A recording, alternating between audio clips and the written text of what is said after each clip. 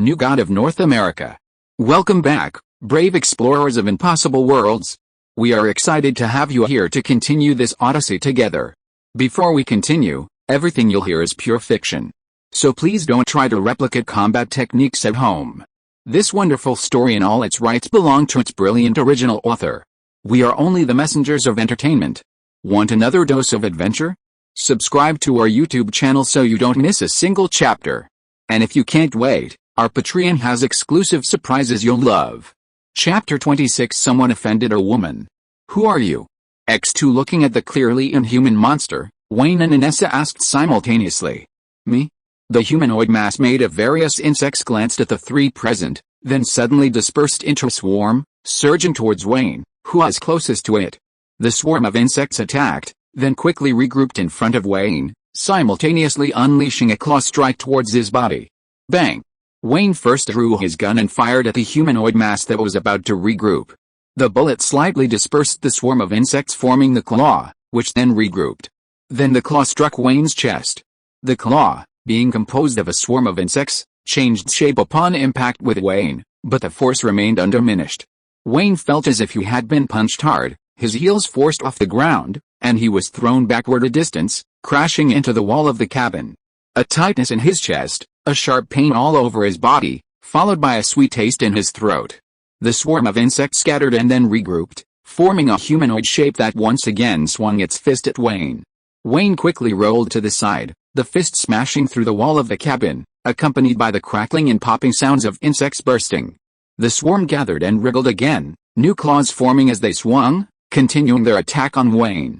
Wayne scrambled backward on all fours to dodge, when a red shadow appeared in the corner of his eye. Bang! A shotgun shell was fired, shattering the humanoid's attacking arm and half its body. Countless insect fragments fell, and yellow and green bursts of fluid splattered across the ground beside the humanoid, creating a fan-shaped trail. Run! Lena pulled Wayne back, and as the humanoid was slightly knocked back by the impact and scattered into the swarm again, she fired another shot at the approaching insects. After saying that, Lena turned and ran away. The swarm of insects quickly regrouped and chased after Wayne. Wayne ran to the wreckage of the carriage and quickly bent down to pick up the lever-action rifle. Considering that bullets wouldn't be very effective against this thing, he didn't grip the handle but instead grabbed the barrel. Then, facing the pursuing swarm of insects, he turned and delivered a home run. Splattering water everywhere, bursting and exploding. Taking advantage of the swarm's momentary regrouping, Wayne shouted to Lena, who was a little further away, "How do you kill these things?" Humanoids could be temporarily dispersed, but they could regroup again and again. A person couldn't withstand a few heavy blows. A prolonged battle would be hopeless. As Wayne asked, he reached into his pocket, pulled out a bottle of holy water, took a swig, and sprayed it at the regrouping swarm. It was useless. So Wayne swung the barrel of his rifle and smashed the swarm of insects that was about to regroup again. Burn it. Or find it. Bang. A swarm of insects was also chasing after Lena, and the action of firing a gun interrupted her words. Peter the spider occasionally leaped from Lena's body into the chasing swarm, creating a small hole in the swarm each time, then climbing back onto Lena, repeatedly climbing and leaping. However, the remains of the insects had already piled up on the ground, but the number of insects gathering in the air seemed to have not decreased at all. Wayne heard that fire should be used, and while dodging the attacks of the swarm, occasionally turning around to strike. He tried to find a kerosene lamp by the carriage. He saw a corner of a kerosene lamp among the wooden wreckage of the carriage, and after another swing, Wayne bent down to pick it up. A sharp pain shot through his side, and a heavy blow finally struck Wayne again. Wayne was knocked away and fell to the ground, and the swarm quickly gathered into humanoid shape, hammering heavily towards Wayne's head. Die, Wayne. The humanoid voice was hollow and ethereal, as if it were the resonance of insects rubbing against each other. Bang! With a gunshot, the heavy punch that had struck him quickly disintegrated. The various insects that made up the humanoid figure fell from mid-air, scattering on Wayne and the ground nearby, all becoming barely alive. Wayne shook off the various insects from his body, turned his head, and saw that Inessa was standing in the shadows opposite the cabin, holding a gun. The muzzle was still faintly smoking. Two concentric circles, with an inverted pentagram drawn in the center, surrounded by patterns composed of occult symbols. In the very center of the inverted pentagram was the corpse of a large moth, nailed to a particularly distorted occult symbol, The moth's head had been shot to pieces by Inessa. Wayne couldn't understand it, but he knew that this thing was probably a so-called magic circle. Seeing Wayne approach, Inessa, anticipating his questions, began to explain. While the essential nature of an extraordinary being undergoes qualitative changes as their rank increases, the vast majority are still fundamentally human. That monster from earlier clearly transcended the realm of human, existing somewhere between having a physical form and being without one. So, either it was formed by the power of evil spirits, or someone is using extraordinary abilities. For such things, we need to eliminate the vessel through which the spiritual power is being used, like consuming a large number of those insects. Or, we can find and destroy the source of the spiritual power, like this. Directly eliminating the extraordinary being using the ability would also work. Lena, bent over beside them, poked at the large moth's corpse with a small twig. This symbol is the work of demon worshippers from the dark realm. Her bright, pretty face still bore traces of yellowish-green liquid that hadn't been completely wiped away, and her red dress was stained with many marks. It was clear she had been quite disheveled by the swarm of insects. After speaking, Lena looked up at Wayne. Who among you has beliefs involving demon worship? I don't know. But it called out my name at the end, so it must know me. Wayne finished speaking, then asked, what do you want to do? What do you think? Lena glanced sideways at Wayne. Of course, I'm going to settle accounts with him. Peter, perched on her shoulder, was already grinding his teeth. Inessa stood up. I was sent here by the Exorcist Association under the Church of the Holy Spirit to investigate any possible cults in the Blackrock Town area. Demonic worship in the dark realm is usually associated with human sacrifice, especially when it involves beings with certain abilities. So it seems there really are cultists lurking here, and of a high rank. Lena pointed to the magic circle on the ground. If you want to take this person out, I can help you with this job for free. Inessa nodded. Okay. Lena then squatted down next to the large moth. But how should we divide this? Judging from the swarm of insects earlier, it contains a lot of spiritual power. Inessa slung her large spear over her shoulder. I'm bound right now and can't absorb spiritual energy, so I can't use this spiritual material. You and Wayne can divide it yourselves. Then Lena tilted her head back and gave Wayne a bright smile. Then, half for each of us? Chapter 27 Dividing the Spoils of War. They arrived with 3 men in a carriage, but now only 3 men and a horse remain, plus 2 dead men. So the dead would have to stay in the cabin for now, while the living would share a horse back to town. The 3 sat together on the horse, Wayne's hands reaching forward from Inessa's slender waist to hold the reins, while Lena sat behind him, her hands supporting Wayne's waist, her muscular chest occasionally pressing against his back. It was a bit cramped, but with 2 fragrant mounts pressed against him from front and back, Wayne didn't mind. Unfortunately, the horse hadn't gone far when Wayne encountered Little Taylor, who was leading a group to town to buy supplies. Little Taylor was astonished by Wayne's charm and this novel way of doing things. After hearing his explanation, Little Taylor had someone lend Wayne a carriage, and then he sent one of his men back to the mine to take another carriage to town to meet him.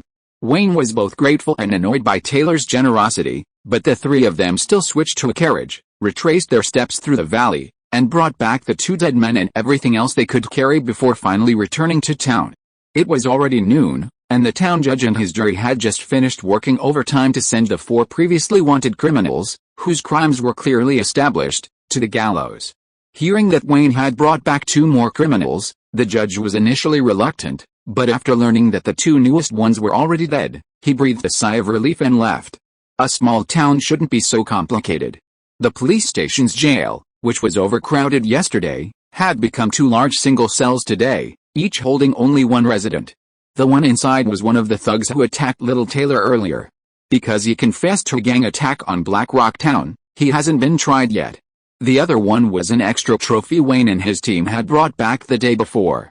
Because he's not currently on the wanted list and doesn't have any proven crimes, he's still being held in custody. If they can't get solid evidence by the deadline, he might have to be released. After seeing Wayne arrest 5 people in one night, and now seeing Wayne bring back 2 corpses in one go, these 2 inmates, who had seen off several of their roommates, calmly expressed their willingness to cooperate with the sheriff's investigation and promised they would never escape. They were willing to talk about anything except their own crimes. So what else was there to talk about? So Wayne checked the condition of the 2 large iron cages and went home, The big, fat moth with its head blown off was now placed on the plate. Lena, knife and fork in hand, looked up at Wayne. "How do you want to divide it?" "You want it like this, half for each of us," Lena said, first making a horizontal cut across the moth's waist, then a vertical cut along its length. "Or like this, half for each of us? Is there a difference?" Wayne asked. Lena thought for a moment. The cephalothorax might be crisper, while the abdomen might be juicier." Wayne's pupils dilated. This thing was actually meant to be eaten. Seeing Wayne's reaction, Lena shrugged. "Each school absorbs spiritual power differently, and I don't know which one you use. So just divide it however you like." Wayne had no idea how to absorb so-called spiritual power, let alone whether he liked it or not. So he gestured wildly, indicating a horizontal cut. "I want the top half." He'd already seen enough of the worms oozing juice this morning, and he didn't want to get his hands on that yellowish-green slime again. "That's perfect, I actually want the bottom half." Lena hummed a little tune and started using her knife and fork. Yellowish-green juice oozed from the cut, flowing onto the plate. Peter the spider, on the nearby table, jumped excitedly, like a dog smelling meat, eager and impatient. Then Lena used her knife and fork to move the upper half of the winged moth to another plate and handed it to Wayne. "This half is yours." Wayne took the plate and stood there watching how Lena would handle the remaining half, wanting to see how she would absorb the spiritual power from the large moth's body. He planned to learn by observation. But then Wayne saw Lena lightly tap the edge of the plate on the table twice, and Peter crawled into it. Peter the spider used his two long, slender front legs to lift the severed part of the large moth, then bit down on it, his two pincers twitching slightly, as if he were slurping. Cyrillic lettered X. How can he learn that? "Should I really fry this half moth in oil, sprinkle it with black pepper, and eat it?" And Wayne pointed to the little spider that was devouring it. "Didn't you say it was a toy? Can toys eat?" "No, it just inhales and exhales." Lena scratched her head. "But Peter can transform and absorb." Wayne pretended to understand and continued watching from the side. Soon, the lower half of the large fluttering moth was reduced to a mere sack, while Peter the little spider's already round abdomen swelled up considerably. Then the little spider wiped its mouth, raised its two slender forelegs, lowered its head slightly, and seemed to bow to Lena in thanks. Then it jumped off the table and dashed off into the backyard. Wayne's gaze followed Peter, wanting to follow it further. But Lena stopped him. "What are you doing? You're following him to the bathroom?" "Wayne."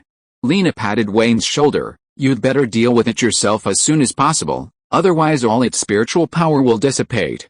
Wayne carried the plate back to his room, sat at his desk, and stared at the half-eaten moth, lost in thought.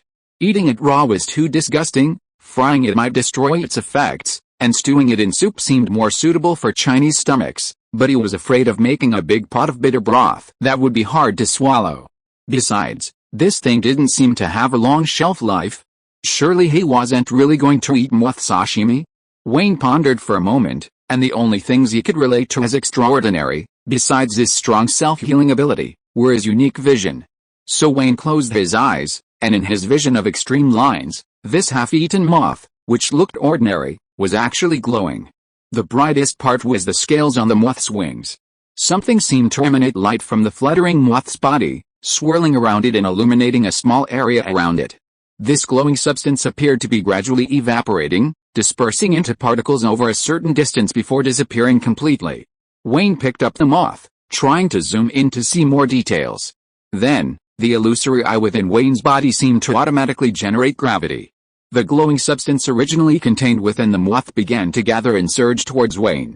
After being absorbed into the invisible eye, Wayne once again experienced the satisfaction he felt when devouring the black mist emanating from Grey Wolf Red.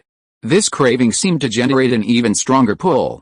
The speed at which the invisible eye attracted the glowing substance from the moth suddenly accelerated, and the feeling of fullness after absorbing it was far more intense than with the previous cloud of black mist. If the black aura that emanated from Fred the Grey Wolf was equivalent to one dog in quantity or quality, then this half-moth was at least 5 dogs. Delicious and filling, it almost completely swelled Wayne up. Wayne even felt as if he had been bloated into a ball. After the glowing substance was absorbed, the moth Wayne was holding fell onto the table, and Wayne slumped into his chair, so full he couldn't even burp. Wayne lazily drooped his head, his gaze lowered. Then Wayne felt the invisible eye within him tremble slightly, and then its gaze met Wayne's. As if with a boom, a wealth of extraordinary knowledge suddenly exploded in Wayne's mind. If you are listening to this novel on a channel other than Fanfic World, it means it was downloaded and re-uploaded without effort. We warmly invite you to visit our channel, Fanfic World. There you will find the original version of this story and many other novels of various genres. We look forward to seeing you dive into a world of incredible novels. Chapter 28 New Abilities. The explosion of extraordinary knowledge in his mind seemed to happen in an instant. But regaining his consciousness felt like it took a long time. The feeling was strange. It was a bit like when someone blacks out from drinking. Initially, they are partially sober, but their consciousness is still hazy, and their body is almost powerless to move. Then, consciousness gradually clears the fog, the body gradually recovers, and only then does the person seem to truly return. Memories and perceptions become clearer in this process, even appearing in greater quantities, as if they had always existed in his mind, just as Wayne now remembers what he ate last night and how full he was. The first thing Wayne felt was that his body seemed to have gained a completely new sense of awareness. This awareness wasn't very precise. Wayne felt it was similar to the feeling of hunger, roughly sensing whether he was very hungry, okay, full but still able to eat, or completely stuffed. A sudden realization dawned on Wayne. Its function was to remind him how much usable spiritual power remained within his body. For example, right now, Wayne feels his spiritual energy as abundant, full, even a little bloated, making him want to take a walk to aid digestion. Then Wayne discovers he now possesses 3 abilities. First, the self-healing ability he's had since the beginning. His body isn't truly immortal after all. This self-healing is almost passive, consuming the spiritual energy stored within him.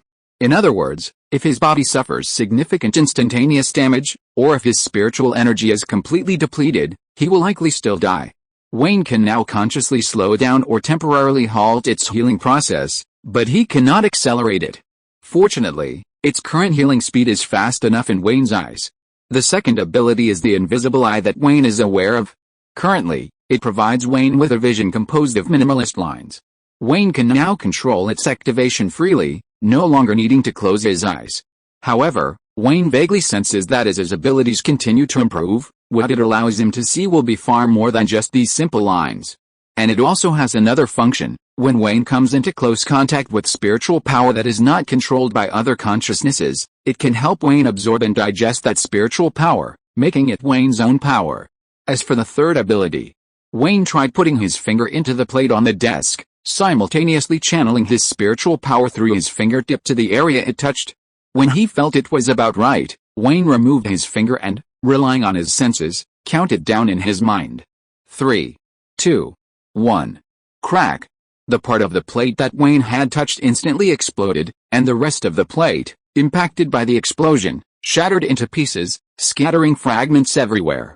In reality, this explosion didn't look particularly spectacular, not even a spark. But in Wayne's other vision, he could see that at a certain moment, the lines there experienced violent turbulence. The lines seemed to be compressed and stretched to their limit by an invisible force, and then suddenly burst open. This explosion based on spiritual power seemed to be able to harm other extraordinary beings without physical form as well. A time bomb. Wayne thought this ability was rather average. To unleash this ability, a physical entity was needed to contain his spiritual power. The more spiritual power injected, the greater its power. However, its detonation time had to be determined upon installation, and the longest detonation time currently achievable seemed to be no more than 5 minutes. Moreover, he himself would be injured by it. Wayne could even sense that if he used all his spiritual power to create a bomb, it seemed capable of killing him even at full strength. It didn't even have a teammate damage immunity function. Thumbs down. However, Wayne told himself to be optimistic. He was just starting out. This was probably how cultivation in the extraordinary world was. Even a seasoned veteran like Lena was thrown into chaos by a swarm of insects today. At least he could try making explosive bullets. If that gray wolf Freddy dared to emit black smoke again, he could blow him to bits. Maybe he could even turn those bugs into mincemeat today. Thinking this, Wayne obediently went to get his broom. Being a good guy was such a hassle, he'd never seen a supervillain have to clean the house. What? Dr. John is missing? Before dinner, Wayne suddenly received a report from a townsman. The reporter was Dr. John's long-term coachman. According to him, he had accompanied Dr. John on a house call to the next town, but because the patient requested confidentiality, Dr. John went to the patient's house alone with his medical kit. He, on the other hand, had been staying alone in the tavern in the next town. After Dr. John returned yesterday, he had brought Dr. John back to Blackrock Town. But to this day, Dr. John was still not home, and the clinic remained closed. Dr. John's neighbors and some shopkeepers near his clinic all said they hadn't seen him since they'd eaten at the mayor's house. Everyone seemed to believe the coachman was the last person to see Dr. John. Now, Dr. John had suddenly disappeared, his fate unknown. Seeing that suspicion was growing, the coachman decided to report him missing to avoid being accused of murder or robbery. Wayne, head down, was taking notes in his notebook. He only looked up after hearing him finish speaking. Is there anything else you want to add? The coachman thought for a moment. Yesterday I took Dr. John to the vicinity of his clinic. Although everyone we've asked says they didn't see him yesterday, there might be others who witnessed his presence. If we can find a credible witness, that will prove my innocence. Wayne nodded to indicate that he understood. I'll investigate. But during the investigation, please don't leave the town's boundaries, otherwise we'll treat it as fleeing the scene of a crime. After seeing off the somewhat apprehensive coachman, Wayne briefly recalled the events of the past few days. He and Inessa first discovered that among the people who ate at the mayor's house a few days ago, there might be extraordinary individuals hiding their identities. Then he received news that criminals were preparing to rob the town's bank, and judging from the presence of thugs in the valley these past 2 days, the news could be confirmed as true. Then today, he and the two ladies encountered a rather powerful monster in the valley. Who even knew his name? According to the two experts, it has been confirmed that this was the work of an extraordinary being. Could the attack on the town by these outlaws also be part of the so-called blood sacrifice? And could the person who tampered with things in the valley be the same person who ate at the mayor's house earlier? Thinking of this, Wayne stood up, intending to ask Inessa to confirm the situation. Chapter 29. A gang. Wayne initially thought his idea was quite reasonable, but the two ladies busy in the kitchen both rejected his guess. Inessa immediately judged that the person who set up the magic circle in the valley was most likely not the one who had been coughing up blood by the roadside earlier. In the extraordinary realm, knowledge often equals power. Ritual magic is a very profound subject. Assuming it works, the simpler the ritual magic appears, the deeper the user's understanding of extraordinary power often is. I don't think someone who could set up the trap would leave such obvious clues without taking any action. He understood. Like a high IQ killer in a crime drama, they would at least know how to use counter-surveillance tactics. Lena, however, thought that performing a bloody sacrifice while the thugs were robbing the town was impractical. Sacrifices that summon powerful evil spirits usually have specific rituals and procedures, unlike simple destructive attacks. If the thugs were to capture everyone in town and then perform a sacrificial ritual, they might succeed. But simply killing indiscriminately and claiming the victims were sacrifices is almost impossible. He understood, even the evil god wasn't so easily manipulated. But thinking about it this way only made things more complicated. The thugs who wanted to attack the town and the possible cultists didn't seem to be the same group. The person who set up the ambush in the valley today wasn't the same person who coughed up blood earlier. Wayne, while secretly eating the fries Inessa had just fried, felt that this town was nothing like the simple and peaceful place the previous Wayne remembered. After dinner, Wayne, along with the town hall staff and witnessed by his neighbor, Mrs. William, pried open Dr. John's door and went inside to investigate. Mrs. William was the owner of the town's coffin shop. She was the lady who had gulped down holy water when Wayne used it to verify people's identities in town. The probability of running into her at the town church was almost second only to the pastor. She was practically the kind of person who could supervise whether the pastor was doing his job properly. The three of them entered Dr. John's house together. In the remote West, doctors were a highly respected profession. After all, most people inevitably get sick or injured, and by the time something happens and they think about seeking treatment elsewhere, it's often too late. So, if there was no doctor in the town, then they could only pray for the Holy Spirit's protection. Dr. John lived alone in the town, but he interacted quite a bit with the townspeople, often being invited to dinner at their homes, and occasionally even hosting dinner parties at his own house. Wayne and his companions inspected Dr. John's house. The living room was tidy, the study was tidy, and the doors and windows on the first floor were tightly closed. showing no signs of intrusion. Everyone was about to rule out this place, but when they reached Dr. John's bedroom on the second floor, they basically knew something was wrong. Several places in the bedroom showed signs of having been quickly ransacked. The small safe in the wardrobe was even open, and it had been almost completely emptied. Only some documents and letters remained. The town hall staff sighed. "Wayne, we can open a case now." Mrs. William, seeing this, couldn't help but pat her chest, her voice already trembling with emotion. "Oh, my God, Dr. John was such a good person. Wait a minute, we haven't even found the body yet. Getting emotional now, isn't that a bit unlucky? What if it's just a simple theft?" Wayne expressionlessly checked the safe lock again. There were no signs of forced entry. Looking around the room, although the person ransacking the place seemed to be in a hurry, their movements were almost entirely direct. For example, in the bedroom, there were several wardrobes side by side, but the person only opened one, and inside was the safe. They seemed to know exactly where the valuables might be. Was it an inside job? Or did they take a hostage and gather information before coming? Once it was confirmed that something had happened, the search of the scene became even more thorough. Then Wayne discovered a hidden door in the storage room under the stairs on the first floor. The hidden door led to a downward staircase. Wayne initially didn't think much of it, simply peeking through his minimalist camera lens. He then discovered that the space below was completely dark. Now, a thorough inspection was necessary. So Wayne, carrying a lantern in one hand and his gun in the other, led the way. The town hall staff and Mrs. William followed at a distance. The good news was that the basement wasn't large, and Dr. John's body wasn't inside. But the bad news was that in the center of the basement, there was something clearly cult-like, 10 skulls, stacked in 3 layers in a 6:31 ratio, placed in the center of an inverted pentagram. At the endpoints and intersections of the lines forming the pentagram were half-burned candles, and within the space they enclosed were various trinkets. It looked quite old, not something recently set up. Mrs. Williams' occasional sobs immediately stopped, her expression instantly turning to anger. "This is clearly heresy.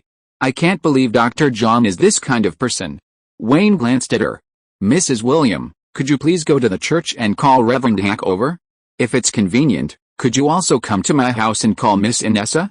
Mrs. William clenched her fists. "No problem, I'll go right away." Dr. John. He was among those who ate at the mayor's house that night. He was the one who repeatedly treated the plague at the plantations and mines, and now this thing had been found in his house.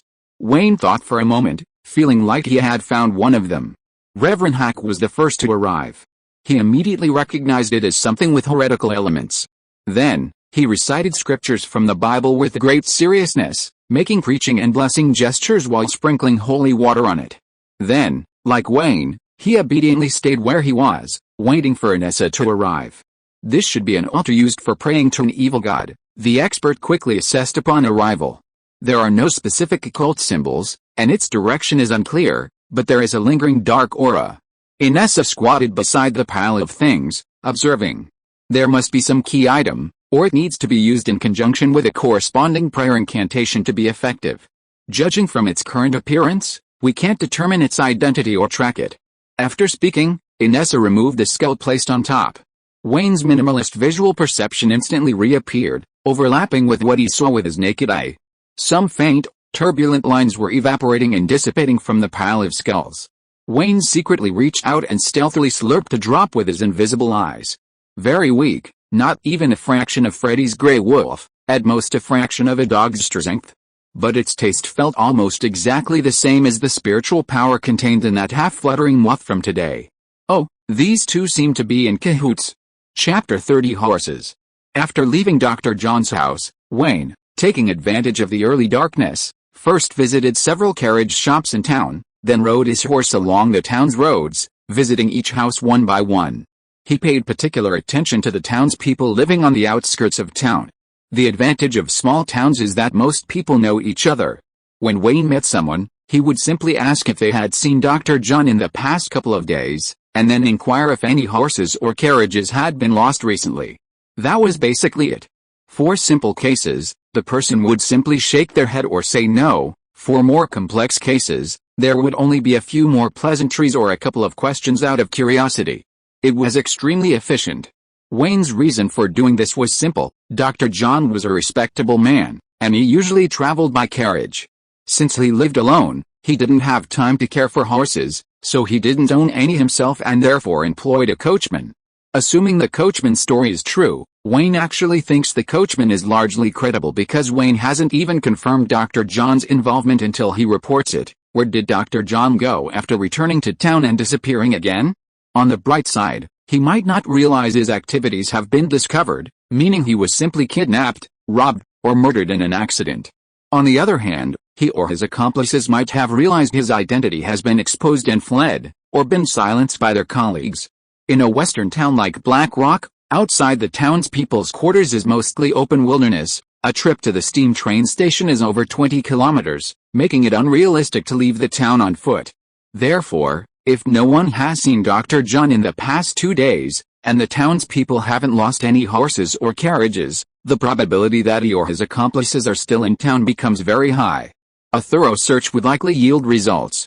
If someone lost their horse or carriage, the likelihood of them escaping would be even greater. Just looking at the 10 skulls piled up in Dr. John's house, his identity is already highly suspicious. In this day and age, there's no online shopping or Yahoo toy markets. Those skulls couldn't have been bought. So even disregarding religious beliefs, he's at least guilty of theft and desecration of a corpse. Furthermore, even if the skulls belonged to slaves or natives, his disgraceful habit, once discovered, would at least lead to his expulsion from town. Wayne had asked around town without receiving a definite answer and was about to call in reinforcements for a thorough search when Tony, the bartender whom Wayne had already questioned, stammered over and asked Wayne why he was in such a hurry to find Dr. John. Seeing Tony's ghastly appearance, Wayne roughly guessed a bad outcome. He sighed. "Tell me, when was the last time you saw Dr. John?" Seeing Wayne's changed expression, Tony honestly answered, "Yesterday afternoon. He even rode my horse away." "What happened?" Wayne decided to scare him. "We found at least 10 bodies in Dr. John's house. You helped him cover it up, so you're now an accomplice." 10 bodies. Tony's eyes widened. "What's the sentence for an accomplice?" "Hanging?" Wayne patted Tony on the shoulder. "Don't worry, the noose for you will be thicker than his, so you'll be more comfortable on the gallows." Tony took 2 steps back. "I only took $100 from him, sold him the horse, and kept it a secret. I didn't participate in the murders." "I see." Wayne nodded. "You made a profit selling an ordinary riding horse for $100. After Wayne finished speaking, he rode off on Little Chestnut. Little Chestnut held its head high proudly. It was a purebred racehorse, worth at least $1,000 in the eyes of a sucker. "So, should I go to the police station to turn myself in?" Tony called after him. "Go home and ask Uncle Sam," Wayne replied without turning around. HMPH, brat, always causing trouble. He won't learn his lesson until he's scared a few times. Currently, the thugs are planning an attack on the town, and as the sheriff, Wayne couldn't possibly leave the town at this time. So Wayne calculated the dates and figured he could at most make a trip to the steam train station within the town's boundaries tomorrow to try his luck and see if Dr. John was planning to leave on the morning steam train. If Dr. John had already escaped the town from another direction, then there was nothing he could do but ask the mayor if he should offer a reward. Then, when Wayne returned home, he saw Lena, seemingly performing a ritual. Lena had been scattering salt into 2 concentric circles on the living room floor, creating numerous mysterious symbols within them, and lighting several candles around the perimeter. Then, with a serious expression, she placed a basin of water in the center, sprinkled essential oils and herbal powders, and finally gently placed the lower half of the moth that Peter had eaten, leaving only its skin, into the basin. It must be said, Lena, usually a cheerful and seemingly simple-minded blonde sweetheart, was far more intimidating than a cool and aloof beauty like Inessa when she put on a stern face. So Wayne, not daring to disturb her after entering, silently closed the door and stood by, observing with his dual vision. Suddenly, many lines appeared out of thin air in the void directly above the magic circle, then began to become chaotic, intertwining and tangling. Wayne felt his invisible eye, as if struck by a blinding light, abruptly close. At the same time, a cool sensation filled his nostrils, and blood gushed out. His heart skipped a beat, cold sweat poured down Wayne's back, and all his muscles tensed instantly. His intuition, only belatedly awakening, pounded in Wayne's head like a warning bell. "Don't look! Don't look! You'll die if you do!" Wayne quickly shrank back, covered his nose, and lowered his head, mimicking Lena's actions, only daring to stare at the basin of water. He saw the abdominal sac of the fluttering moth placed in the center of the basin, and ripples slowly spread across the surface. The ripples moved back and forth in the basin, the moth's abdominal sac drifting with the waves, gradually being pushed aside until it touched the edge of the wooden basin. Lena then sprinkled essential oils and herbal powder again, and then extinguished one of the candles with a wave of her hand. Only then did Lena let out a long sigh and raise her head. Seeing Wayne clutching his bleeding nose beside her, Lena flashed her usual bright smile. "Wayne, you're back? I found out roughly where that guy from this morning is." Wayne was still shaken, his racing heart hadn't calmed down. "Yet, I thought you definitely found him, and I bet you were spot on." "What the hell was that? It almost sent me to my death." Chapter 31 Search Scope. On the map, a straight line cuts through the town and reaches the edge of the paper. Wayne looked at the area the line passed through. There were no particularly landmark locations. This doesn't seem too easy to find. Following the line, there were no large landowners' estates, plantations, or mines. Although they passed through one farm and stepped on another's farmland, none of them were exactly where they were. "Oh, you don't understand." Lena snatched a pen from Wayne's hand and pushed him away from the table. Then she marked a point on the map. "This is the valley where we encountered that swarm monster, right?" Wayne nodded. That swarm monster was quite powerful, and it could even talk. It was clearly being directly controlled. So the person controlling the trap shouldn't be too far away. At least under the same conditions, they wouldn't deliberately increase the straight line distance. Since it's being directly controlled by someone, they must have found a relatively safe place to ambush us. They don't know exactly when we'll arrive, so maybe they haven't slept all night, yawning like an idiot, and have been guarding the control circle the whole time. Lena started from the point representing the valley, drew a perpendicular line segment in a straight line, and found an intersection point. Then she drew a concentric circle around that intersection point. Then Lena pointed to the circle, puffed out her chest. "Since he's in this direction now, and this area is the closest to the valley, he'll definitely search this area first. So it's a remote-controlled robot, and it seems there might be signal problems." Wayne thought for a moment, could there be some kind of superhuman being, someone who can control that swarm monster from hundreds of kilometers away with just their thoughts? Lena smacked her lips slightly, then widened her eyes. "That would be too amazing. It feels like at least someone who could be called a god or something." Then Lena seemed to think for a moment, looked at Wayne seriously, and nodded. "If he really is a god, and we can't escape, then we should surrender quickly and try to join him." Wayne tentatively asked again, "What if he's not that strong?" Lena clenched her little fist. "Then of course we'd beat him up. You're quite agile." Inessa peeked out from the other side of the living room, saw Wayne and Lena discussing at the table, and came over. "The wise sage answered your prayer?" Inessa asked. Lena held up the map for Inessa to see. "Yeah, I told you he was friendly, not as terrifying as the truth cult made him out to be. Look, Wayne's fine now, just a little nosebleed." Inessa remained non-committal, instead glancing at Wayne. "Were you there when Lena was performing the ritual?" "Yes." Wayne nodded. Wayne still had two small crumpled pieces of paper stuck in his nose, still shaken. "How did you feel?" Inessa asked. Wayne's attitude was firm. "I'll definitely stay away from him in the future." A rare smile appeared on Inessa's lips as she pointed at Wayne and looked at Lena. "See, this is how normal people see him." "Ugh, that's all prejudice." Lena puffed out her cheeks slightly, but quickly dismissed it. "Whatever. Anyway, it's all thanks to the cowardice of the truth cult that they keep asking me to pray for them, and that's how I've accumulated enough contribution points to get Parker." After saying that, Lena tapped the map twice, gesturing for Inessa to look. "The sage said that person's current direction is this way, and this is the valley where we were attacked before. I think we can roughly find that person, or at least find traces of that person, within this area." Inessa thought for a moment and nodded in agreement. The possibility is indeed quite high, although it sounds a bit off. Ever since meeting Lena, Wayne really hasn't had a single good night's sleep in the last few days. That girl, she's really a handful at night.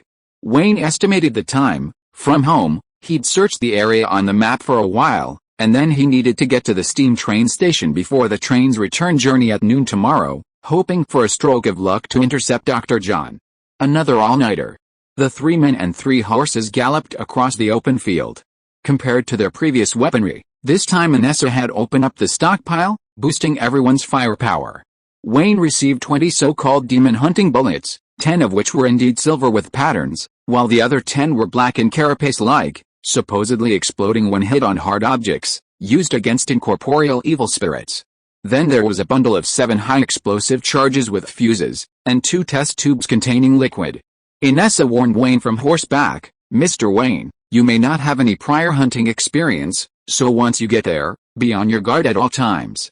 If you encounter anything unusual, or feel any abnormalities in your body or mind, take the potion immediately. Although the potion will make you feel sluggish and cause unusual fatigue afterward, it will keep you alert in crucial moments." Lena chimed in, "Yes, you must be vigilant up ahead and alert us immediately if you notice anything unusual. Alright, everyone's fragile, so leather armor will have to serve as a meat shield." A circle on the map, in reality, represents a huge area. It's the kind of area where you can see from one end of the horizon to the other. The group arrived near the edge of the circle on the map, stopped their horses, and rested briefly. Wayne, carrying the kerosene lamp now covered with a lampshade, asked the 2 veteran drivers for their opinions. Should we search along a straight line from the edge, or start from the center and search in circles outwards? Inessa traced the straight line with her fingertips. That center point might not be accurate, the wise sage's guidance is more reliable. Let's go in this direction and explore the obvious locations we can see first.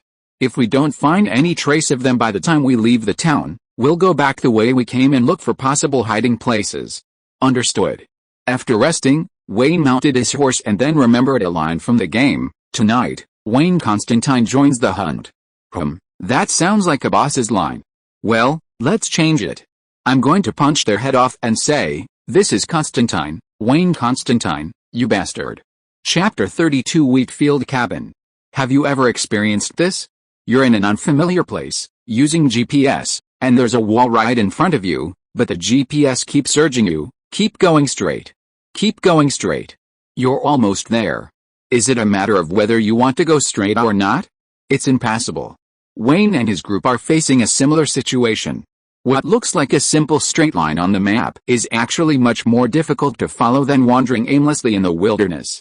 They have to climb over a small hill, then circle back, cross a valley, then venture inside, and wade through rivers. They also have to be wary of sudden attacks. Fortunately, they've made it without incident. When they reach the intersection Lena marked on the map, they see a large wheat field. Wayne recalls that this area was once wasteland, and he doesn't know when it was cleared. However, he estimates it hasn't been cultivated for 5 years yet, so it's not officially owned, hence the lack of a map marker. Kanks is famous for its wheat, and this wasn't the first time the group had encountered wheat fields that evening.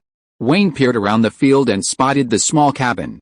The wheat was still green at this time of year, but the plants were already mostly grown. A person walking inside would be taller than their thighs. Wayne, as usual, rode in front on horseback, following the path through the wheat field towards the cabin. According to the Settlement Act, the Western freemen were allowed to register and cultivate a maximum of 160 acres in Windsor units, roughly the size of 190 basketball courts. Ideally, this would be a square over 800 meters long and wide. Walking from one end to the other wasn't particularly far, but it was still quite cumbersome. Therefore, many settlers or ranchers preferred to build one or more small cabins in the center of the land, gradually expanding outwards until the maximum area was reached. These cabins weren't necessarily the settlers' or ranchers' homes, but they were generally tool sheds and storage rooms, sometimes also serving as barns or stables. As Wayne rode his horse, Little Hat, closer to the cabins, a horse's neighing and hooves pounded in the air near one of the cabins. Wayne looked towards the sound and saw it was Tony's stallion. That silly horse had been constantly harassing Little Hat, getting kicked countless times, yet it remained unrepentant, acting like it was on steroids whenever it saw Little Hat. Wait a minute. Wayne took the lever-action rifle from his back and held it in his hand. Tony said he sold the horse to Dr. John yesterday afternoon. He even made a small profit. So, Dr. John, is he here now? Wayne dismounted, patted the horse's rump to let it run a little further away, and waved to the two behind him. He loaded a gun and continued approaching the cabins along the blind spots of the doors and windows. He pressed against the wall to the blinds, quietly opened the minimalist shutters, and moved the camera to look inside. Oh wow, there really is someone inside, and they're already awake. They're currently aiming their gun this way. The minimalist view makes it hard to see their face, only their expression is vaguely discernible. Considering the rugged nature of Kansas, the person inside might just be an innocent but wary townsperson. Therefore, Wayne can't just go bang bang, directly. Instead, he shouts at the top of his lungs towards the Littlewood, "I'm Wayne Constantine, Sheriff of Blackrock. I'm investigating a missing person case. Everyone residing within the town is obligated to cooperate with the investigation. Is anyone in the house?" There's no answer from inside. Wayne thinks for a moment, then uses his long gun, pressed against his cowboy hat, and points it towards the window, pretending someone is peeking out. Bang! The cowboy hat wobbled violently on top of the rifle, a hole now appearing in the brim. Ah! Wayne let out a coordinated scream, pulling the hat back up and putting it back on, then stealthily shifting his position along the wall. Everyone had seen that he had struck first. The man inside the cabin remained on guard, his gun barrels flashing throughout the house, but he was primarily wary of the doors and windows. Seeing that the man's body barely moved, Wayne found a suitable spot, raised his gun, and aimed at the man's shoulder. He had initially intended to shoot him in the head, but if this man was Dr. John, then he had accomplices, and he needed to keep him alive to extract information. Bang! Wayne pulled the trigger, and the man inside immediately swayed. Surprised? This was a cabin, with X-ray vision. Who would try to sneak in through the entrance? Nobody shoots through walls. The man inside reacted quickly, raising his gun again and firing a series of bullet holes along the wall in their direction. Wayne, however, had already circled around to the wall opposite the cabin door, dodging the man's gunfire. Once the man had calmed down a bit, Wayne raised his gun again and fired another shot at the man's shoulder. Bang! The gun inside fell to the ground. Wayne circled the wall, probing into the cabin. "Dr. John, drop your weapon and surrender." The gun inside was picked up again, the voice filled with obvious anger. "Did Reverend Hark send you here?" It really is Dr. John's voice. Wow, no need to run to the steam train station tomorrow. However, Wayne glanced at Lena and Inessa a little further away, somewhat confused as to why he specifically mentioned Reverend Harker. Wayne thought for a moment, then continued shouting into the room, "That's right, the altar of your cult has been discovered. Your crimes have been exposed, lay down your weapons and surrender." When a suspect is agitated, it's always good to calm them down. Going along with what they say is always a safe bet. "Wayne, what do you know, you rookie? I did all this for." Inside the cabin, Dr. John's neck suddenly twitched. His words abruptly stopped, and he collapsed to the ground. Wayne was still wondering what had happened when a small black shadow scurried over. It was Lena's little spider, Peter. Peter raised its two front legs and made a gesture towards Wayne.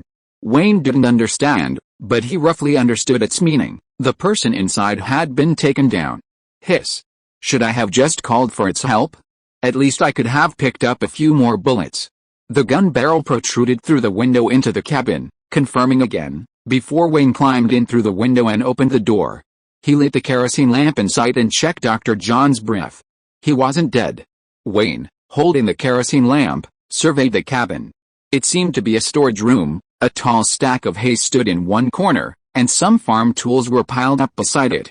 In an open area inside the house, there was a magic circle drawn on the floor. It looked similar to the one that had pinned the giant moth down, but it was several sizes larger. Big enough to pin a bull down in the center. Wayne was about to call Inessa and the others over to take a look when Inessa's voice came from outside. Inessa's voice was urgent. "Mr. Wayne, come out quickly. Get away from that person." Chapter 33 Dirty Balm. Upon hearing Inessa's voice, Wayne's first reaction was to turn around. He saw black energy emanating from Dr. John's wound, growing increasingly intense, its concentration and flow rapidly escalating. It was so abnormal that the problem was visible to the naked eye. Spiderweb-like cracks had appeared on the exposed skin of Dr. John's head, neck, and hands, which was rapidly peeling away in patches. Through the peeling skin, one could see that beneath a seemingly normal surface layer lay an interior composed entirely of interwoven, jet-black filamentous tissue, as if countless black worms were writhing and slithering within. As the surface skin gradually shed, Dr. John, who had been unconscious, was now pressing his hands to the ground, attempting to get up.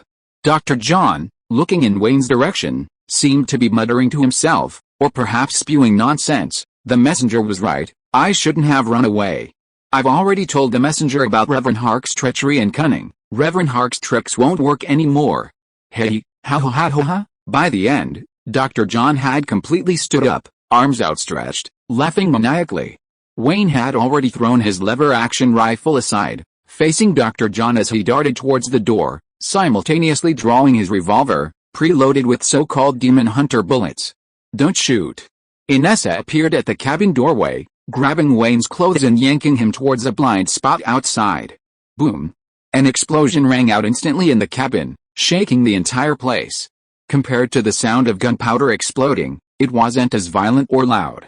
It sounded somewhat muffled, and the shockwave didn't seem particularly strong. Almost as soon as the explosion ended, a series of impactful thuds echoed from inside the cabin.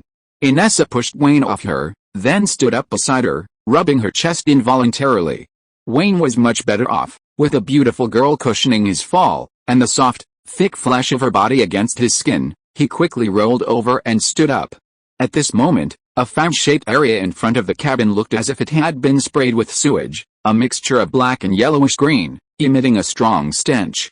The stained ground had been corroded, creating an uneven, pitted surface, giving the impression that this oil was dead. Inessa, rubbing her chest, observed the scene. No wonder that pool of blood had such a strong corrosive smell. He must have been implanted with a seed and nurtured, turned into a living balm. It seems the power wasn't that great, Wayne said, covering his nose and peering into the cabin from the doorway. Not even a hole had been blasted in the wooden walls. Dr. John was gone, though, and the foul-smelling paint, stained with dregs, had sprayed almost everything in the cabin. Inessa shook her head. This is a dirty bomb. Its lethality doesn't rely on the impact of the explosion. Contaminated by this dark power, ordinary creatures will suffer from rotting limbs and plagues at best. In severe cases, even after death, they'll require thorough purification to avoid becoming secondary sources of contamination. Wayne quietly opened another field of vision. The lines in the areas stained with the stench were indeed no longer clear. Some lines were noticeably dimmer, some had become broken, dotted lines, and some had even been corroded into jagged edges. Wayne's heart skipped a beat. Are these dirty bombs easy to make? I don't know much about that, Inessa said carefully, choosing her words. You're probably trying to assess how many more dirty bombs the enemy might have, right? Making something usually requires technology, time, and raw materials. We only know that the enemy has reached a certain level of technical skill, but we don't know how long they've been preparing or how many raw materials they have available. But obviously, to deal with such prey, we must avoid fighting in its designated locations. Wayne thought for a moment. Then how do we handle such a scene? Inessa's lips curled slightly. We'll just tell Pastor Harker. Let the Holy Spirit Church deal with this kind of thing themselves. Lena's voice came from not far away. Are you all alright? I found other people inside. In another small cabin, the person bound behind his back was an old town resident, whom Wayne recognized at a glance. However, considering the special circumstances, after untying the gag, Wayne didn't rush to untie him further. Instead, he quietly extended the holy water bottle to him. Uncle Charlie, it's alright. Have some water and relax. Uncle Charlie was a typical redneck uncle, in his early 50s, robust in health, who ran a general store in town, mainly selling farm tools and the like. After the man took a big gulp of holy water, Wayne saw Inessa shake her head slightly before continuing to untie him. Afterward, Uncle Charlie sat down and stretched his limbs, while Wayne probed for information. Uncle Charlie, what are you doing here? Did you develop this farm? Yes. I thought that as I get older, I should have some property, so I occasionally hire some people for short-term projects to develop this area. I used to deliver farm tools to the farm. I met Dr. John and greeted him, but then he went crazy, pointed a gun at me, and tied me up. Wayne looked around the cabin, which seemed to be where the pioneers usually lived. Who usually lives here? During the busy farming season, it's for the hired workers. Now it's wheat growing season, so we don't need that many people. Besides me coming here regularly, no one should be living here. Uncle Charlie said. So that's how it is. Once the pattern is figured out, this place is a good place to stir things up temporarily. It's just a pity the clues have gone cold again. But the person who can figure out the townspeople's travel patterns is most likely a resident of the town. Wayne originally thought the magic circle in the cabin was something worth studying and observing carefully. However, After being sprayed with stench, neither of the two professionals seemed willing to crawl into the stinky cabin to study it, so they had to give up for now. The imagined big battle didn't happen, so the group checked the situation, simply sprinkled some holy water, and then escorted Uncle Charlie back to town. It seems the new book is out of print, and there's one less channel for exposure during the new book period. Please vote and follow the story. My virtual pet needs feeding. Chapter 34, Calling for Reinforcements. It was late at night when the group returned to town. After dropping Uncle Charlie off at home, Wayne and Inessa headed straight for the town's church. Lena didn't want to make a scene in front of the clergy of the Holy Spirit Church, so she went straight back to sleep. Wayne, wanting to play the muggle in front of Pastor Harker, only mentioned finding Dr. John and expressing his shock at Dr. John's sudden explosion. Inessa, being the expert, provided detailed supplementary information. It's now basically confirmed that there are indeed hidden followers of an evil god on the Blackrock Town area, including higher-ranking followers capable of using ritual magic, known as divine messengers. However, we only know that their understanding of extraordinary powers has reached a certain level, but we cannot yet confirm whether they are fallen. At the same time, we have discovered that they are using the power of the Dark Realm to create mystical bombs using their followers. The exact number of bombs is still unknown, but judging from the one on Dr. John, even a single bomb, if detonated in a densely populated area, could have extremely serious consequences. Reverend Harker had just been pulled out of bed, still wearing his loose pajamas. He had been yawning at first, but after hearing their report, his expression turned serious. Reverend Huck pondered for a moment, then finally looked up at Inessa. So what should we do? Inessa's face remained expressionless. First, clean up the areas contaminated by the bomb immediately. At the same time, report the current investigation results to the cathedral in Cankers and request manpower support. Then, arrange for a thorough search of the townspeople as soon as possible to find any remaining bombs and prevent casualties. After listening, Reverend Huck turned and walked to his desk, pulled out a letter. I understand. I'll write a letter right away and have someone deliver it on horseback tonight. I'll try to get the church's reinforcements to arrive as soon as possible. Watching Reverend Huck writing furiously, Wayne, bored, casually mentions something unimportant. By the way, Reverend Huck. Tonight, Dr. John specifically mentioned your name before he blew it up. Reverend Huck looked up, a puzzled expression on his face. He specifically mentioned me? Why? I don't know either. Wayne looked completely innocent. But he said he's told his messenger about your treachery and cunning. You might need to be careful lately to avoid them retaliating against you.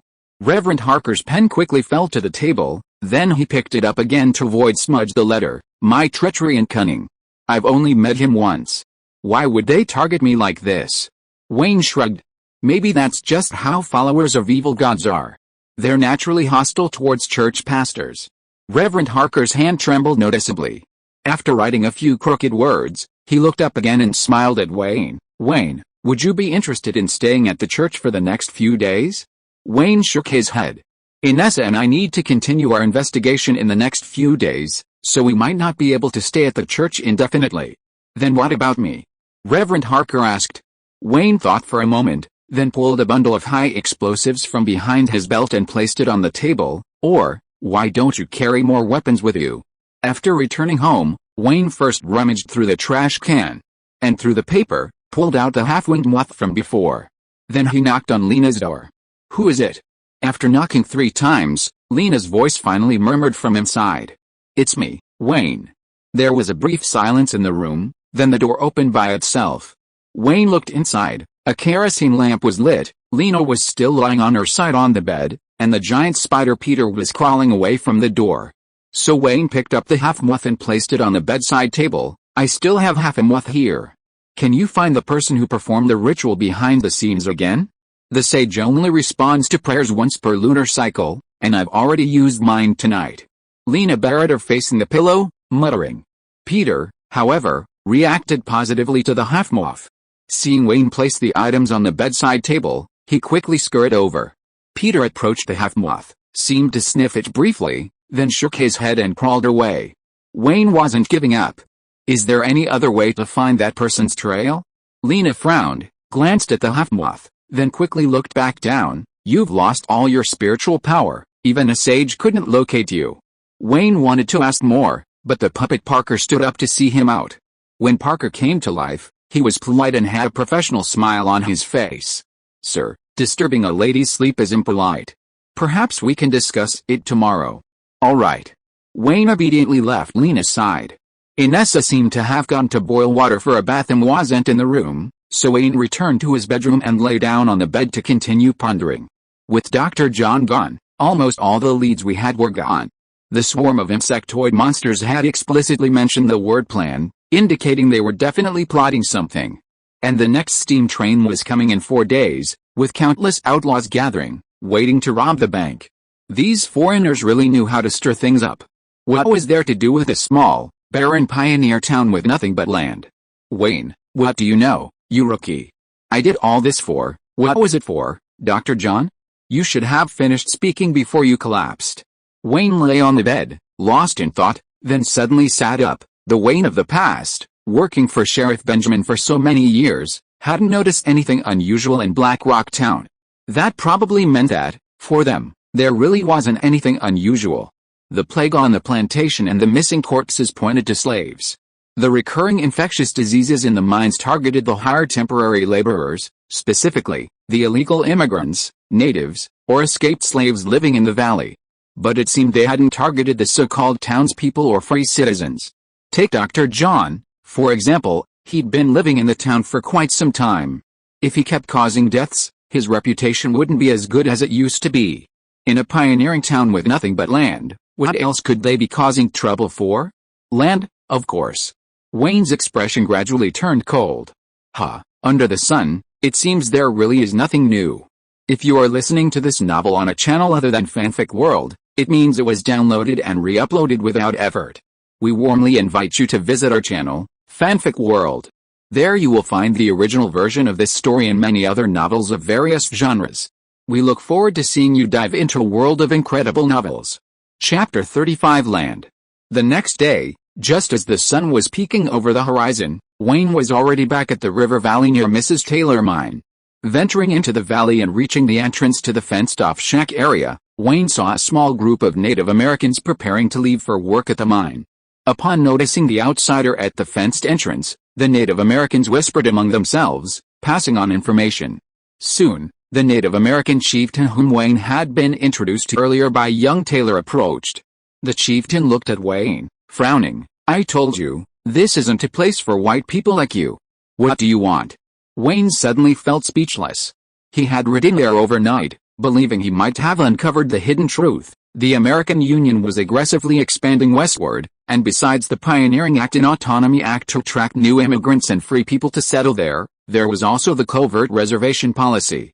As the land belonging to the new immigrants and free people expanded, the living space of the original inhabitants naturally shrank.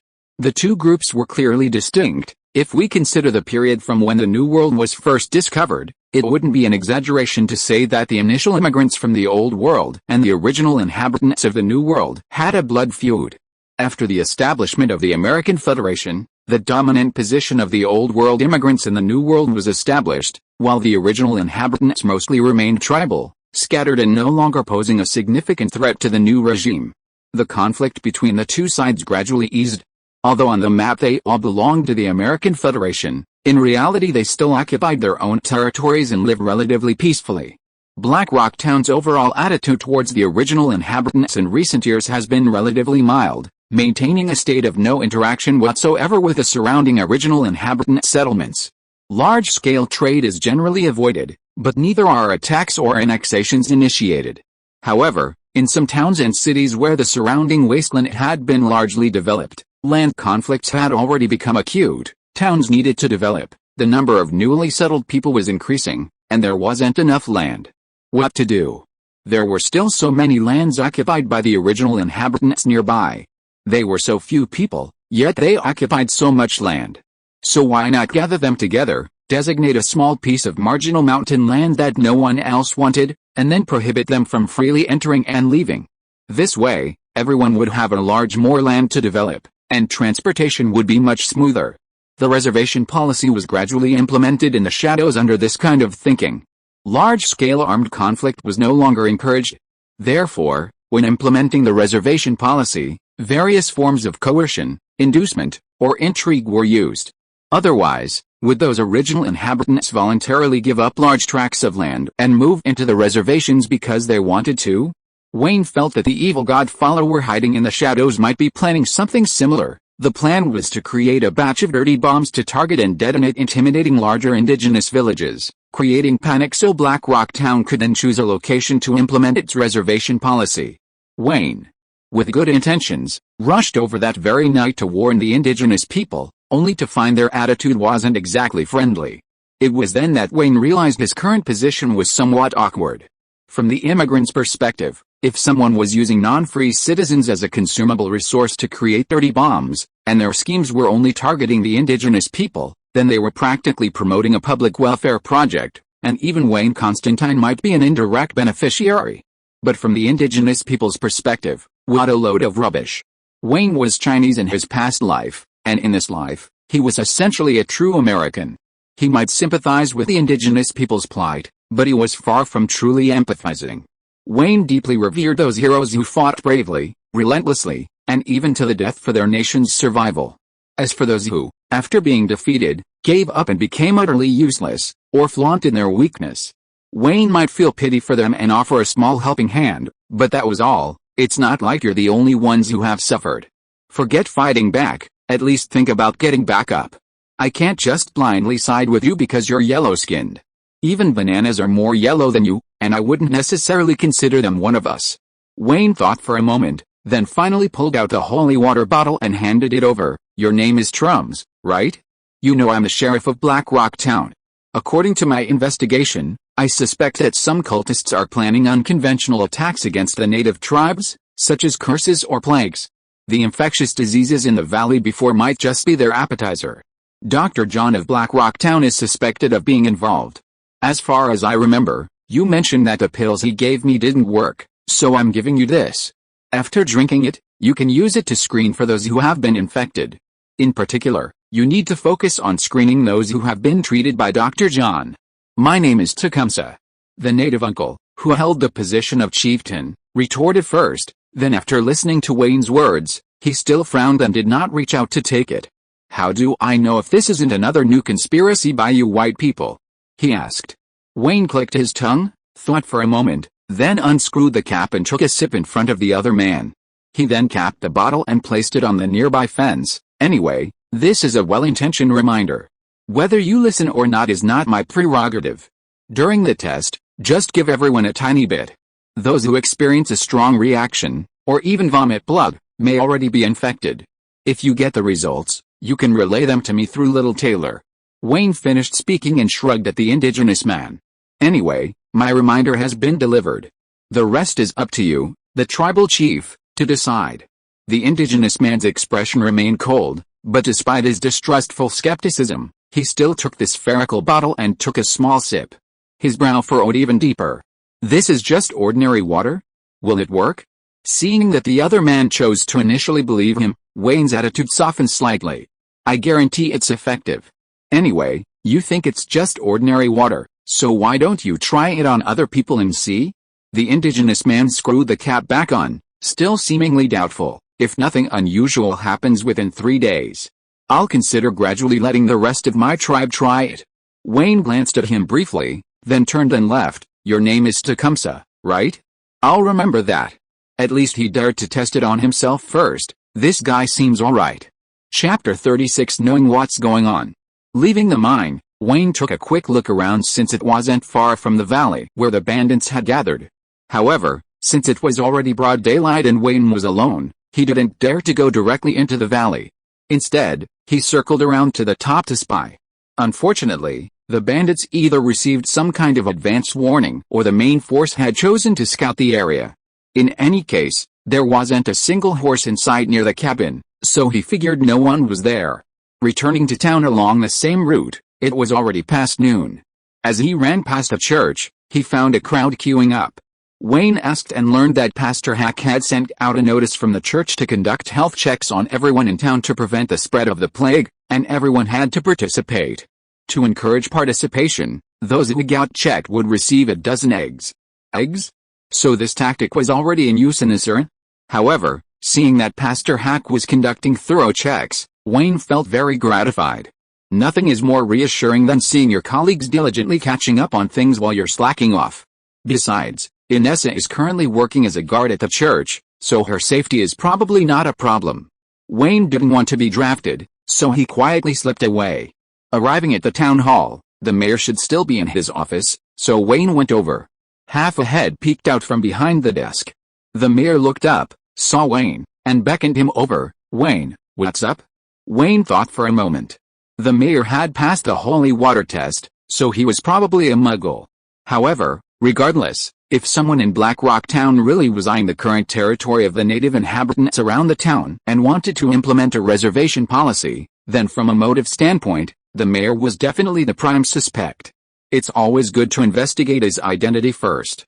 So Wayne carefully considered his words. "I've been thinking lately that Blackrock Town's current population is almost enough to qualify it as a city. Shouldn't we start considering how to address the issues with those indigenous settlements within the town's boundaries?" Haha, the mayor chuckled, a satisfied smile on his face. "To even think of this, Wayne, you already have a nascent potential for political involvement." The mayor walked to a map of the town hanging on the wall of his office, stroking his chin. "My current plan is this. Although these areas are quite large, they're all mountainous, and there's no need for development in the short term. So, I'm currently considering having guns and industrial products supplied to the indigenous tribes, while controlling the quantity of ammunition. The indigenous tribes mostly rely on hunting for survival. Once they get used to industrial products, their dependence on the town will greatly increase. Furthermore, there are some conflicts between the tribes. With widespread gun ownership, the disparity in their military strength will gradually widen, and their inability to produce ammunition will further constrain their access to weapons and ammunition. When the time comes, if conflicts arise between their tribes, we can reduce their numbers by providing weapons and ammunition. At the same time, we can secretly bribe and support the development of tribes willing to cede land to us." While it is indeed a scheme, it's not quite the same as what Wayne envisioned. So Wayne continued to probe. "Then do you think it's necessary for us to do what some towns do, directly designating a reserve and then forcibly expelling the natives by creating an accident or something? Judging from the current situation, I don't think Blackrock Town needs to take such an extreme approach. There's not that much time to spare, and the short to medium term gains aren't significant." The mayor patted his large belly, frowned slightly, and looked at Wayne. "What you just said sounds like Greenspan's long-held opinion. Did he send you to persuade me?" "No, I was just giving a general overview of what I know," Wayne denied first, then pressed. "Mr. Greenspan, do you share that view?" The Greenspan the mayor was familiar with was naturally Mr. Greenspan, one of the town's major landowners.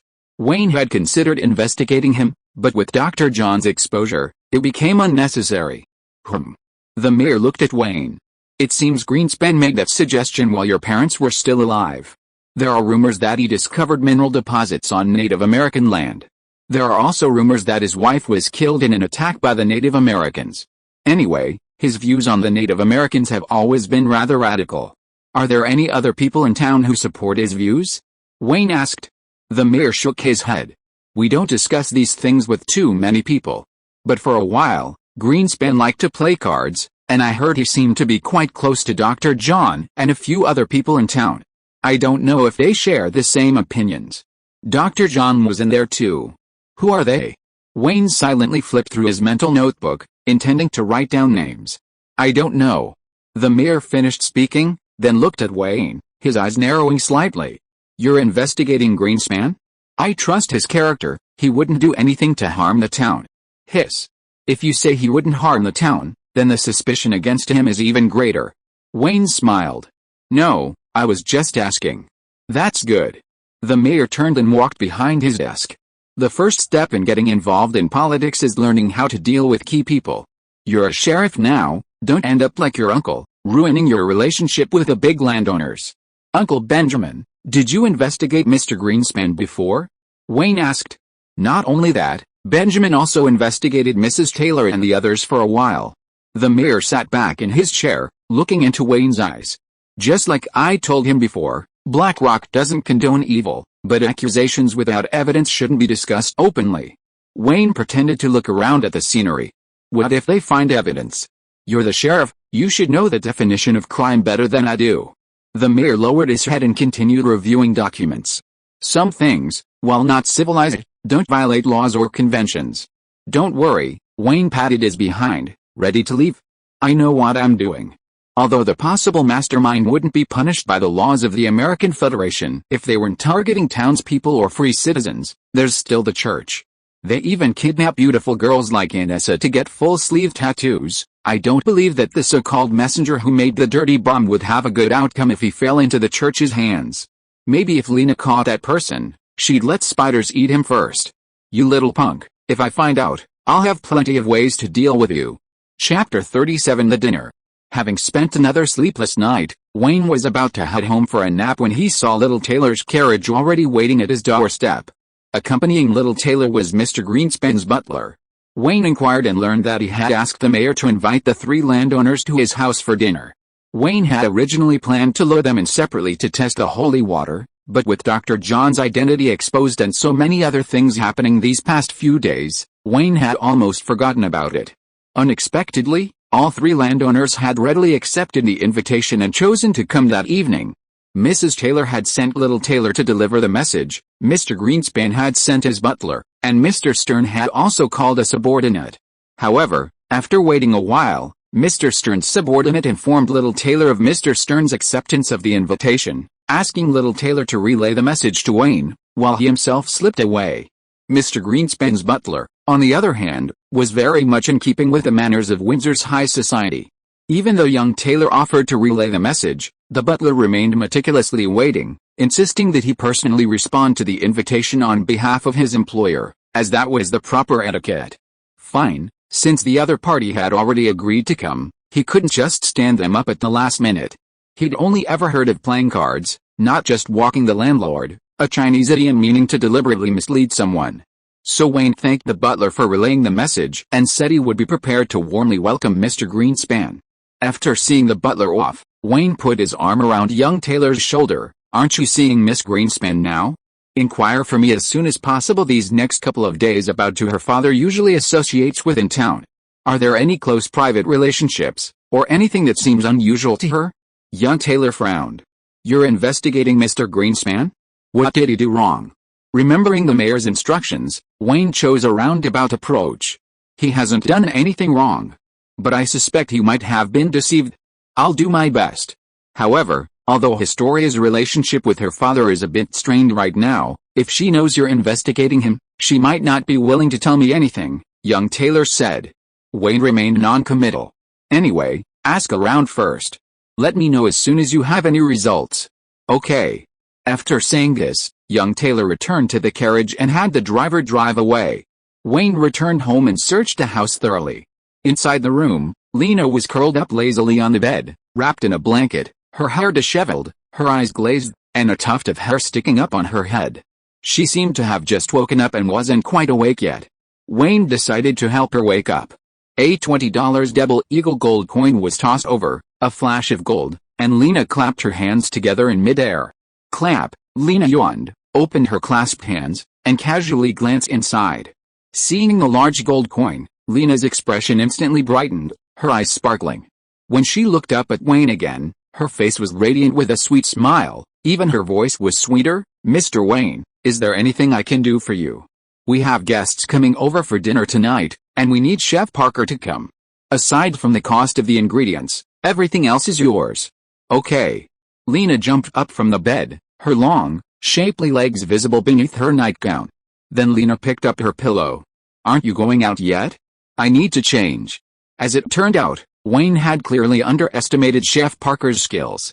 Red wine oxtail, coffee duck, roasted vegetable stew, cream of mushroom soup, apple millefeuille. Each dish was exquisitely plated, making them look expensive, yet each one was fragrant and delicious. Add to that a vintage brandy Wayne had dug out of his backyard cellar, and the wealthy landowners were all very satisfied. But at the same time, Wayne had clearly underestimated the cost control savvy of this little penny pincher. Damn, the total cost of the ingredients for this meal probably didn't even amount to 20 cents. The slightly more expensive beef was oxtail, which is usually treated as scrap in the West. If you buy a few extra steaks, the shopkeeper might just give it to you as a freebie. A gross profit margin of 99%? Lena, you're really something. After dinner, Parker took charge of cleaning and tidying up, with the servants of the 3 landowners helping out. Lena, dressed in a smart gown, transformed into a socialite, chatting with Mrs. Taylor in the living room. The gentlemen gathered in the upstairs recreation room, smoking cigars after dinner. Wayne, who disliked cigars, could only sit by, inhaling second-hand smoke as they chatted. Then Inessa brought over a tray, and Wayne casually made up an excuse. "Gentlemen, this is the chef's special cold brewed herbal tea, said to be especially delicious with cigars. Please try it." It was indeed herbal tea, but with plenty of holy water added. Mr. Stern took the cup, took a sip, offered a perfunctory compliment, and continued enjoying his cigar. Mr. Greenspan, who had been discussing prices with the 2 gentlemen, simply nodded and accepted the cup, only picking it up when the conversation paused. "PFFT," he spat out the tea the moment it entered his mouth. Mr. Greenspan seemed to choke, followed by a series of violent coughs. When he straightened up, patting his throat, his face and neck were flushed red, and his glass had been knocked over. Mr. Stern was clearly surprised, but Mr. Greenspan simply pulled out a handkerchief peeking out of his coat pocket, wiped his mouth, and apologized to everyone. "I'm sorry, I accidentally choked. I'll call the butler to clean it up." Inessa nodded slightly beside him, so Wayne pretended not to notice, smiling. "It's all right, Miss Inessa can go and call him."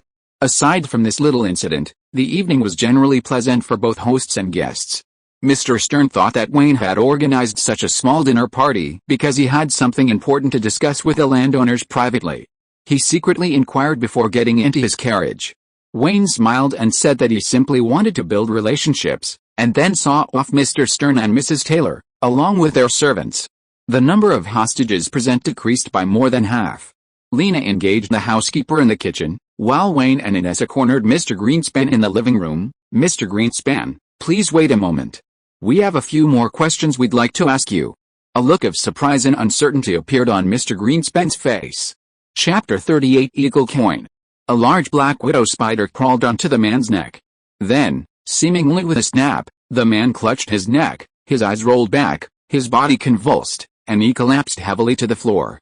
His chest stopped rising and falling, he was no longer breathing. Lena, 1 foot on a chair, pointed at Parker lying on the floor beside her, looking into Mr. Greenspan's eyes with a disdainful gaze. "If you don't tell the truth, you'll end up like him." Mr. Greenspan stared dumbfounded at the scene before him, realizing he couldn't afford to mess with this crazy woman. He first reflexively swallowed, then began shaking his head violently. "I was telling the truth. I really don't know who the messenger of God is. Every time he appears, it's an image made up of a bunch of insects. I've never seen him in person." "Still being stubborn, huh? Then you're worthless." Lena snapped her fingers. The large, clearly venomous spider slowly rose from Parker's body and began to crawl towards Mr. Greenspan. Its 8 long, slender legs moved in a crisscrossing motion, its teeth grinding together with a constant crackling sound, like the Grim Reaper, approaching with a shadow of death. Each step seemed to pound on Mr. Greenspan's heartbeat. Mr. Greenspan, bound to a chair, frantically shuffled his feet across the floor, trying to get away from the approaching venomous spider. "Chair and all, don't kill me. What I just said is the truth. I only wanted to mine the minerals in the Native American territory. Dr. John told me he had a way, so I cooperated. I was deceived. After discovering the abnormality in my body, I was threatened by them, and that messenger clearly possessed superhuman strength, so I dared not tell anyone else. Wayne. Come save me." Wayne, who had been peeking out from behind the door, finally popped his head out when he felt the time was right, continuing to play the good cop. "Lena, what are you doing? How could you offend Mr. Greenspan? Quickly untie the ropes binding him." "Oh." Lena feigned reluctance, then made the puppet Parker stand up again. Mr. Greenspan, though unaware that Parker was a lifelike puppet, clearly realized he had been deceived and intimidated by Lena after seeing him rise from the floor. His face, already flushed with emotion, turned even redder. Earlier, Wayne and Inessa had already conducted a relatively amicable interrogation of Mr. Greenspan.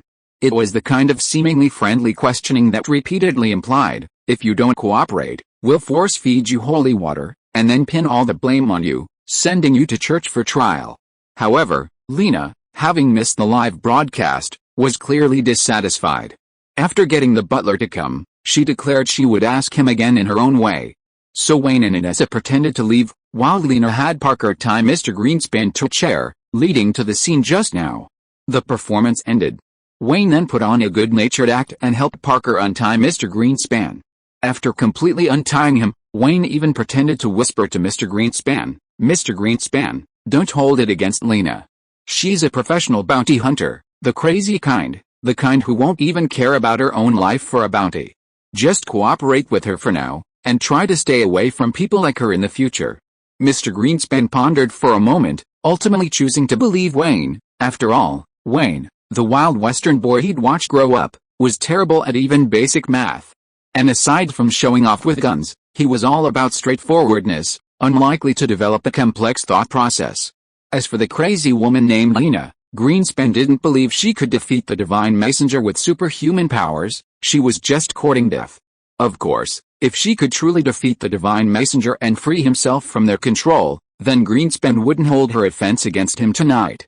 Rational interactions never concern themselves with right or wrong. They only consider whether the other party has any value to exploit. Thus, Mr. Greenspan gradually regained his composure. "Now that I've told you everything I know, can I leave now, as agreed?" He then took a step, intending to leave immediately. "I'm afraid not, Mr. Greenspan." Inessa stepped out from behind Wayne. "Until the mastermind behind the evil god you mentioned, and his other accomplices, are arrested, you may need to stay in the town's church temporarily. Only after they are caught can we determine whether to help you conceal this experience and protect your reputation, based on the value of the clues you provided, your role and actions within it."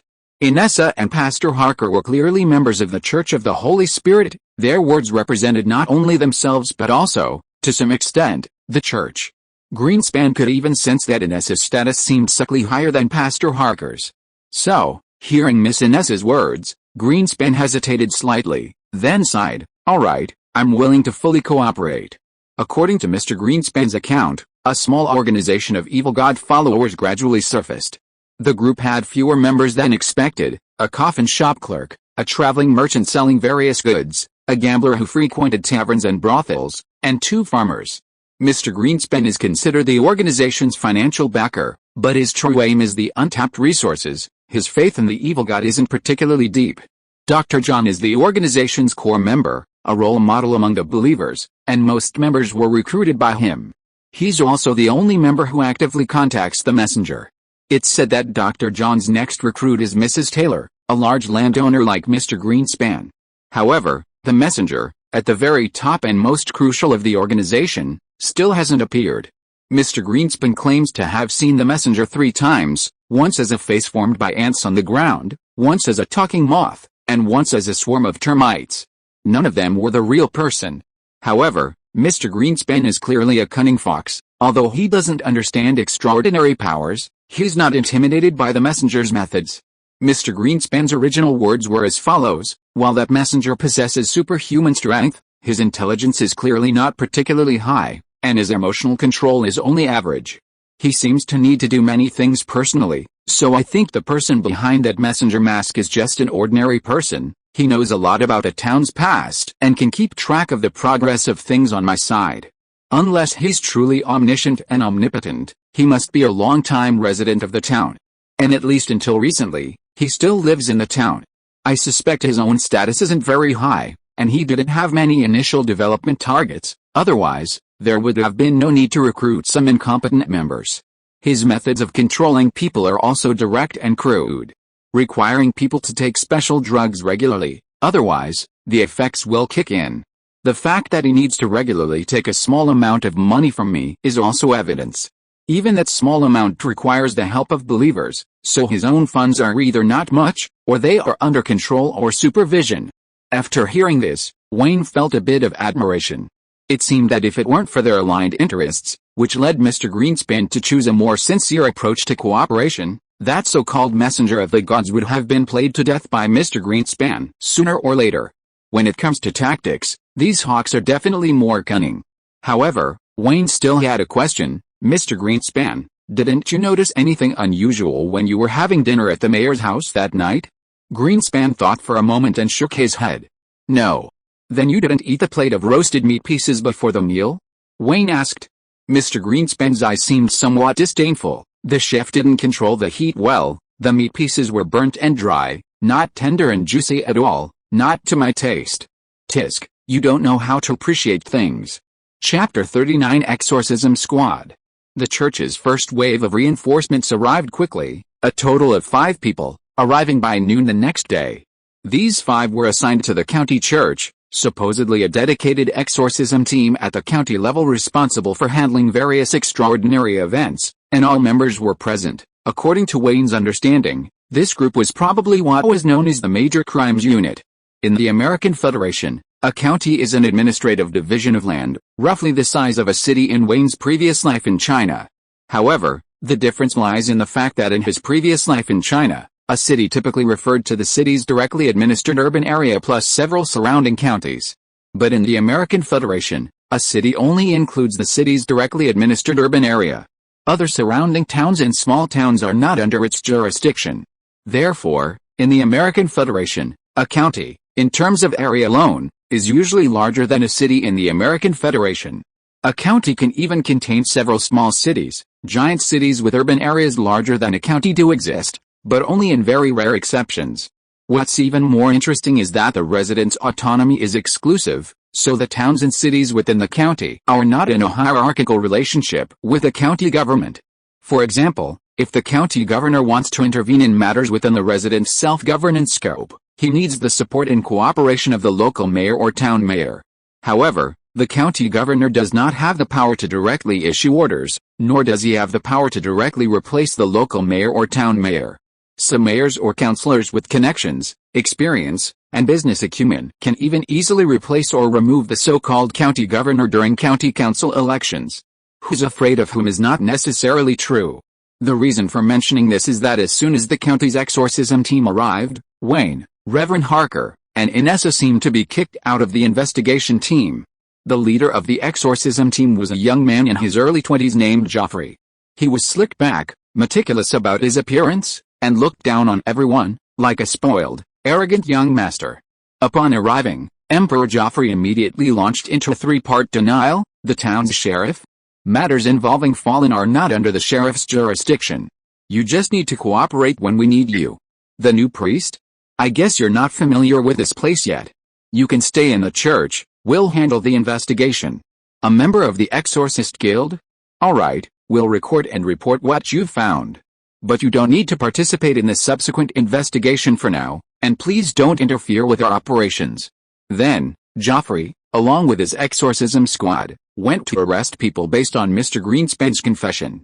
After arresting everyone in half a day, the exorcism squad temporarily detained the suspects in the church and began interrogating them one by one, while preventing Wayne and his group from approaching. Inessa seemed unconcerned. After being called to Priest Hack's office, she didn't say anything, just took out a carrot and ate it while watching Priest Hack rage. Reverend Hack slammed his fist on the table angrily. The parish priests are the direct administrators of the parish, and we were the ones who started the investigation. What right does this Joffrey have to exclude us? Wayne, who had also been summoned, was holding a cup and watching Reverend Hack's outburst with Inessa. Wayne also disliked Joffrey, so while watching, he was also considering whether to fan the flames. Since we saw church support first, and they cooperated, maybe this is their style? Why don't we just wait for the results? Unfortunately, Reverend Hack quickly lost his temper. After thinking about it, he felt that the exorcism team's approach was actually quite reasonable. So, before the anger could even ignite, it subsided. However, Reverend Hack was still very unhappy and slammed his fist on the table several more times. Reasonable as it may be, he was still furious. At this point in the investigation, Wayne's enthusiasm for the case had already dwindled considerably. The outline of the case is now largely clear. According to Mr. Greenspan's testimony, Dr. John and his organization of cult followers were tasked with deploying divinely powerful substances to designated locations to spread the plague. They would then collect the infected corpses and transport them to specific locations. As for where those corpses ended up and what they were used for, Mr. Greenspan didn't know. He claimed he didn't want to get too involved and intentionally avoided asking. However, Wayne guessed it was probably related to the extraordinary power wielded by the divine messenger, or perhaps used to make something like the dirty bomb found on Dr. John. So, except for the final divine messenger, who hasn't been identified yet, the mystery is basically solved. What remains are the details of who exactly is it and who specifically did what. The townspeople's attitude is also easy to predict. People who believe in the Holy Spirit will instinctively abhor and reject these heretics or cultists who believe in cults. However, given that these cult followers aren't targeting the townspeople or free citizens, while the townspeople might condemn and demand punishment after serious consequences, they might also tacitly approve, or even secretly support, their planned attacks against the native inhabitants before the incident occurs. Therefore, for Wayne, as the town's sheriff, spending time and energy arresting people who are unlikely to endanger the lives and property of the townspeople is seen by the townspeople as a waste of time and effort. It's already a thankless task, and now that the church is taking action to prevent serious consequences, Wayne is too lazy to meddle any longer. Anyway, I've done my best, you can do whatever you want after that. So Wayne's most important task now is dealing with the attack 2 days from now. The next steam train will arrive the day after tomorrow afternoon and return the day after that morning. According to the confession of the previously apprehended thug, to maximize their profits, the thugs will likely launch their attack between the evening of the day after tomorrow and the early morning of the day after that. At night, the thugs would have a better chance of launching a sneak attack. However, in the early morning, the visibility would be better, making it easier to loot. Wayne thought both options were good, it just depended on which option the thugs would choose. So Wayne looked over at Inessa, and their eyes met. Since the exorcism team doesn't want us to get involved, why don't we take Lena along and prepare to ambush the thugs? The bounty is shared. Okay. Let's go then. Inessa finished the last piece of carrot, clapped her hands, and stood up. What about me?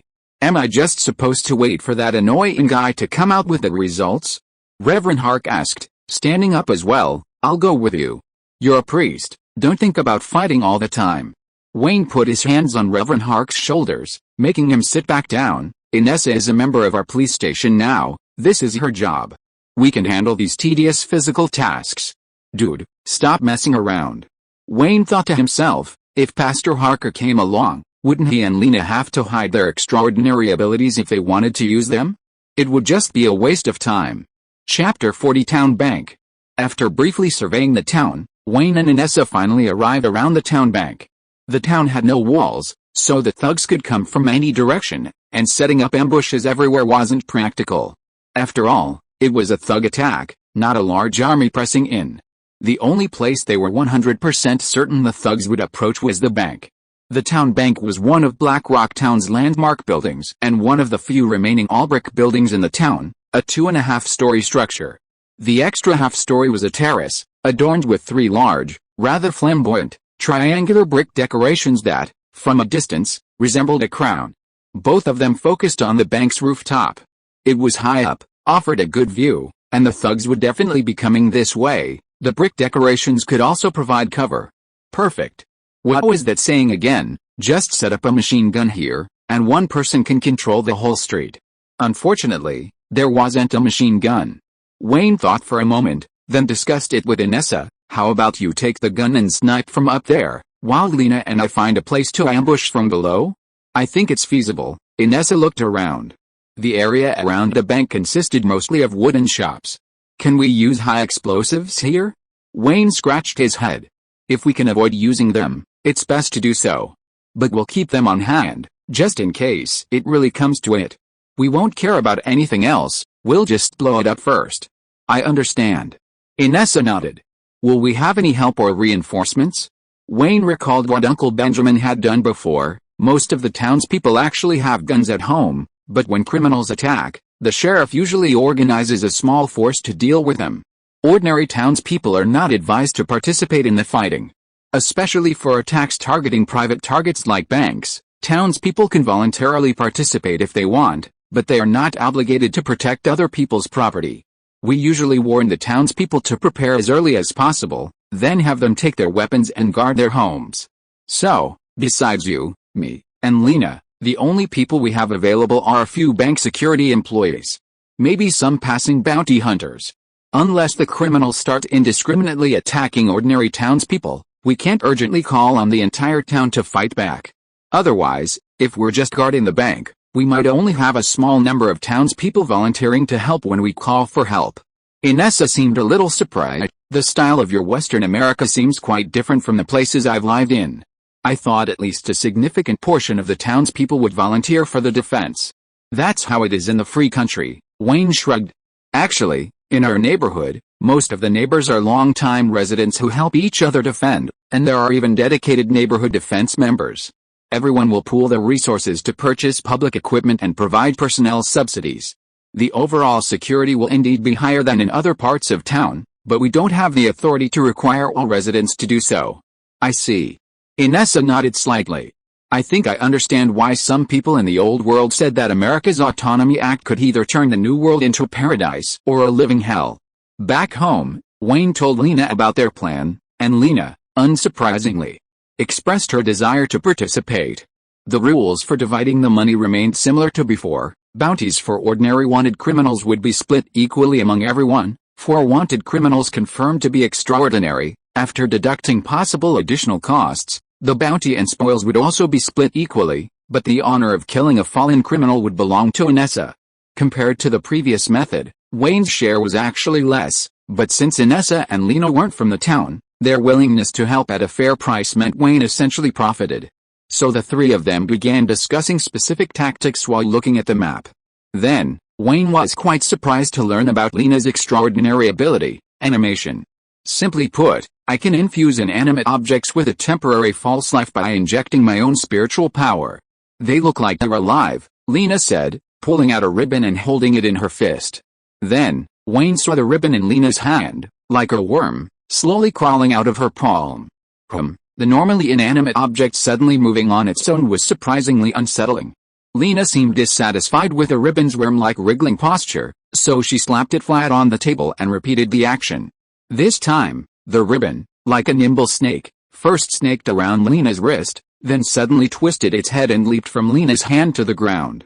Then the ribbon twisted and turned in an S shape on the ground, propelling itself forward and quickly snaked under the sofa. See, that's about it. Lena spread her hands at Wayne. An activated object will have its own thoughts, not controlled by my will. Even the same object may have different states and personalities after each activation. The activation time depends on the amount of spiritual power injected, as well as its own size, mass, and other attributes. So this ability can be used for mischief and disruption, but it cannot be used for precise manipulation. I see. Wayne nodded. I understand.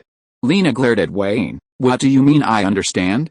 I told you about one of my abilities, and according to custom, now it's your turn to tell me about one of yours.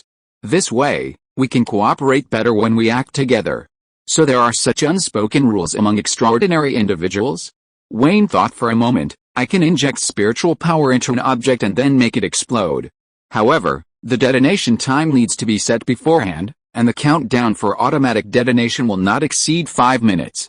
In Wayne's view, of his three abilities, self-healing is directly linked to his life, so the fewer people who know about it, the better. He should avoid mentioning it as much as possible, and even if he does, he should keep the specific details of the ability a secret. As for his other ability, vision, it's a skill that can create an information gap between the two sides in battle, and can be used to launch surprise attacks at crucial moments, so it's better to keep it hidden. Therefore, if extraordinary individuals usually reveal part of their abilities to each other, then Wayne chooses to reveal his bomb ability. After all, even without this ability, he can still throw high explosives, right? Chapter 41 The Train is Coming. 2 days passed in the blink of an eye.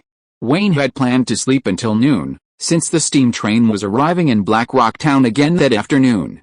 From the moment the train arrived, the thugs could launch an attack at any time, and he would almost inevitably have to work through the night. He needed to be well rested beforehand. Unfortunately, for some reason, yesterday Wayne had nothing urgent to do, so he was incredibly relaxed.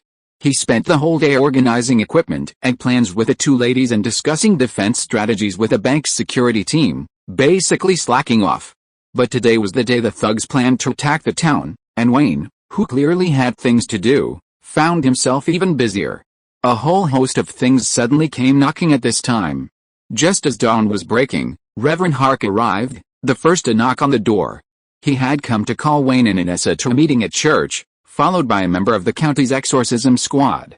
While waiting for Inessa, Reverend Hark whispered to Wayne, The exorcism team has been investigating those evil god followers ever since they arrived in Blackrock Town the day before yesterday. They haven't slept at all, they've basically been up for 2 days straight. That's a bit surprising. Is that Joffrey really that dedicated? Wayne's opinion of the arrogant young master changed somewhat after hearing this. Wayne, you might have misunderstood. Reverend Hark leaned closer.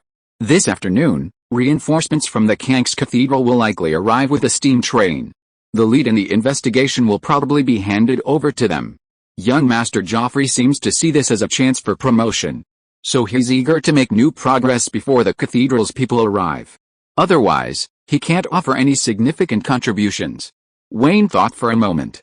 So he's come to us for help now? Should we help him, or make things harder for him? He's willing to offer double the church contribution points in exchange, Pastor Harker succinctly stated.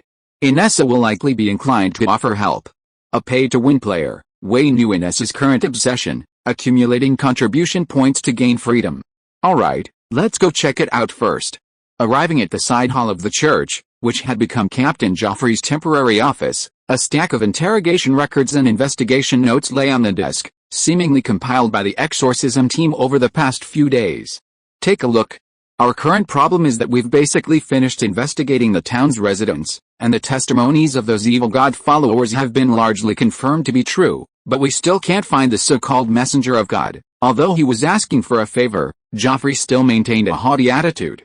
If it were just for a small profit, Wayne would probably have taken the opportunity to manipulate him, but he didn't have time for that today. Helping him was also to help Inessa, so Wayne and the others expressionlessly took the materials and began to look through them. Because there weren't many members, the development trajectory of Dr. John's organization, which worshipped an evil god, was easily traced. The initial member was a gambler who advocated white supremacy. He first established contact with the Divine Messenger more than a decade ago. At that time, the Divine Messenger lured the gambler into the trap through small notes and lucky potions. The so-called lucky potion was a potion that, when you gamble with someone, if you secretly put it in their drink, you would easily win the game. It sounded like something that would temporarily lower someone's IQ. However, in a sense, this also seemed to indicate that the Divine Messenger's abilities back then weren't very strong. The subsequent members included a farmer, Dr. John, a coffin shop worker, Mr. Greenspan, another farmer, and a traveling merchant who transported various goods. Basically, they either had relatives who died in the conflict between immigrants and natives, or simply harbored a deep hatred for the natives. This is why they were drawn to the so-called harvesting plan. It wasn't until Dr. John joined 7 years ago that the organization truly began to develop healthily, gradually transforming from a half-dead organization that only shouted slogans and occasionally distributed small benefits into a small, vibrant social organization. Initially, the God's Messenger only needed materials, recently deceased human remains, and wasn't picky about race. However, the God's Messenger preferred natives. Even the most foolish gambler wouldn't kill or risk their life for a small amount of money, so their early harvest mainly consisted of outsiders they occasionally encountered, either in duels or in accidents.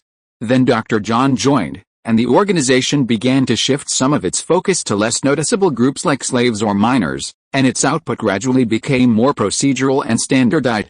After Mr. Greenspan was recruited, with the financial and strategic support of his backer, progress seemed to accelerate even further. Now, after several years of preparation, it appears to be in the final stages of preparation, about to explode. Wayne was reviewing materials, but hadn't yet found any clues to catch the messenger of the gods. Just then, a member of the exorcism team knocked on the door, saying that a Mr. Taylor was waiting outside the church, looking for the town's sheriff, seemingly on a very urgent matter. Wayne put down his materials and went outside, where he saw a young Taylor and Tecumseh, the chieftain of the indigenous tribe, hiding in his carriage. The ordinary townspeople of Blackrock Town had always maintained a relatively mild attitude towards the indigenous people. This mildness was roughly equivalent to how ordinary people viewed those terrifying-looking beneficial insects. I can accept your presence, but if you dare sneak into my house, don't blame me for using insecticide. So, these two groups wouldn't easily trespass into each other's territory to cause trouble. Seeing that Tecumseh had actually come in person, Wayne narrowed his eyes, immediately guessing the worst. You had your people try the holy water? Is the situation bad? Tecumseh nodded. At least 1/5 of our tribe has been infected. Especially the children who like sweets, Almost all of them have reacted. Several have even vomited blood. Oh dear. If you are listening to this novel on a channel other than Fanfic World, it means it was downloaded and re-uploaded without effort. We warmly invite you to visit our channel, Fanfic World. There you will find the original version of this story and many other novels of various genres. We look forward to seeing you dive into a world of incredible novels. Chapter 42 Tribe. A heated argument erupted in a side hall of the church. Captain Joffrey and Pastor Hark of the exorcism squad were locked in a fierce battle of words, neither willing to back down. Our squad can't abandon our investigation at a time like this and instead go and perform purification and blessing on these natives. Think it through. A tribe of over 700 people, that's at least 140 lives for a fifth of them. They're not even followers of the Holy Spirit. Those are still lives. I won't allow this to happen in my parish. We don't even know what they've actually done. The purification isn't even guaranteed to work. It's better than doing nothing. The two argued until they were practically face to face, almost kissing. Tecumseh's expression grew increasingly grim amidst their bickering. While the religious authorities argued incessantly, Wayne and Inessa, the two lazybones, made no attempt to intervene. They quietly found a corner and sat side by side, Inessa even taking out a carrot to nibble on while watching the drama unfold. Wayne, curious, leaned closer, and Inessa even broke off a small piece of carrot for him. It was crunchy, but not sweet at all, and not as juicy as he'd expected.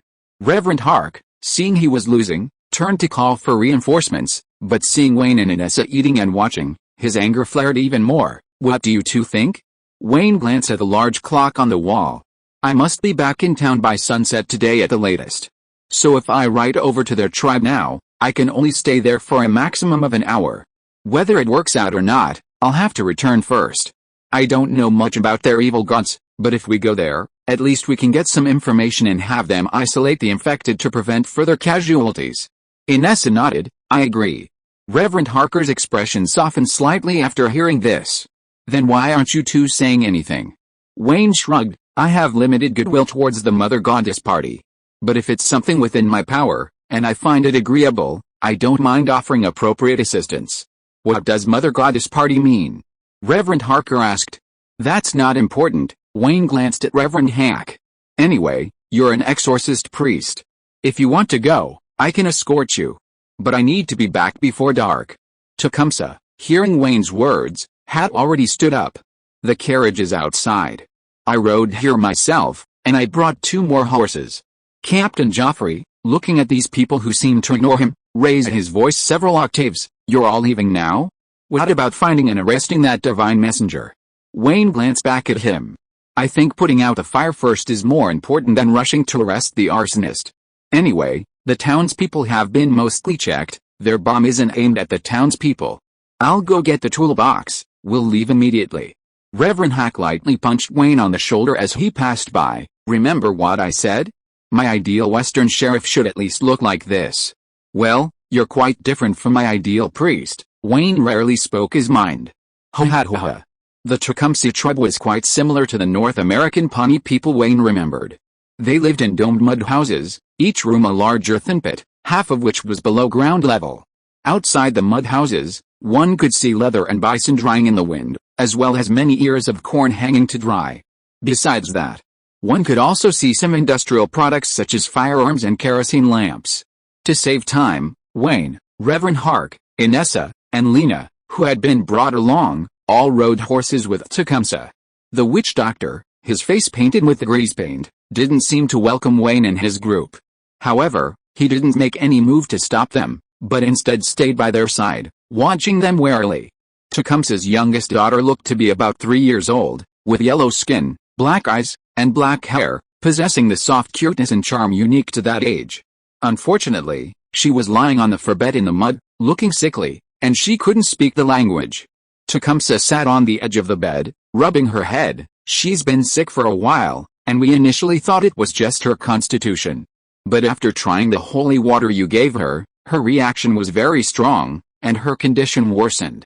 Pastor Hark, following the Church of the Holy Spirit's procedures, purified her, which essentially involved reciting specific scriptures and sprinkling holy water on her. The holy water used in this way seemed to be more potent, burning red spots and blisters on the little girl's skin. The little girl, though her eyes were brimming with tears, didn't cry, rubbing her face against Tecumseh's chest. Inessa stopped Pastor Hark, then carefully examined her, before taking out a small jar of red ointment and applying it to the burned skin. This ointment won't treat the infection, but it should make the infected person feel more comfortable. Lena also joined in for a while, occasionally making faces, which successfully made the little girl laugh. Finally, Wayne had Tecumseh send Pastor Harker to see the other patients, while the two professionals whispered among themselves. Inessa's face was expressionless. While she hasn't been corrupted to the extent of Dr. John's case, she's still severely contaminated. If all the contaminated are like her, then according to the Church's definition, they're already rank 0 fallen ones. Purification is already a form of harm to them. Then, will they explode like Dr. John? Wayne asked. Inessa looked at Lena, who pondered for a moment. Someone in the life school has done similar experiments. If no one detonates them, they might not explode on their own and could live longer. But their lifespan certainly won't be comparable to their pre-contamination state. It sounds a bit like nuclear radiation. It seems difficult to resolve. Wayne went over and ruffled the little girl's hair, trying to comfort her. Then he'd probably have to check on the other infected before leaving for the day. As Wayne's hand touched her, the invisible eye within him suddenly opened its vision. Something glowing seemed to be gathering around the little girl, drawn along Wayne's palm towards his eye. Huh? Wayne's eyes widened slightly at first, then he frowned. Ugh, a burnt taste seemed to rise in his mouth. Bitter. Chapter 43 The Carriage. Like swallowing a cup of bitter coffee, Wayne couldn't help but shiver. This was quite different from the black aura that had emanated from Grey Wolf Freddy and the spiritual power he had absorbed from the Huffmoth. It felt like something was lingering in his stomach, undigested. The previously sickly little girl had now fallen asleep, her expression relaxed and her breathing even. Lena seemed to sense something was amiss. She came over and checked her over briefly, checking her eyelids and pulse, then, with her eyes closed, ran her hand over the little girl's forehead. Then Lena turned to look at Wayne. Extraordinary psionic abilities. Did you remove the fuse from her?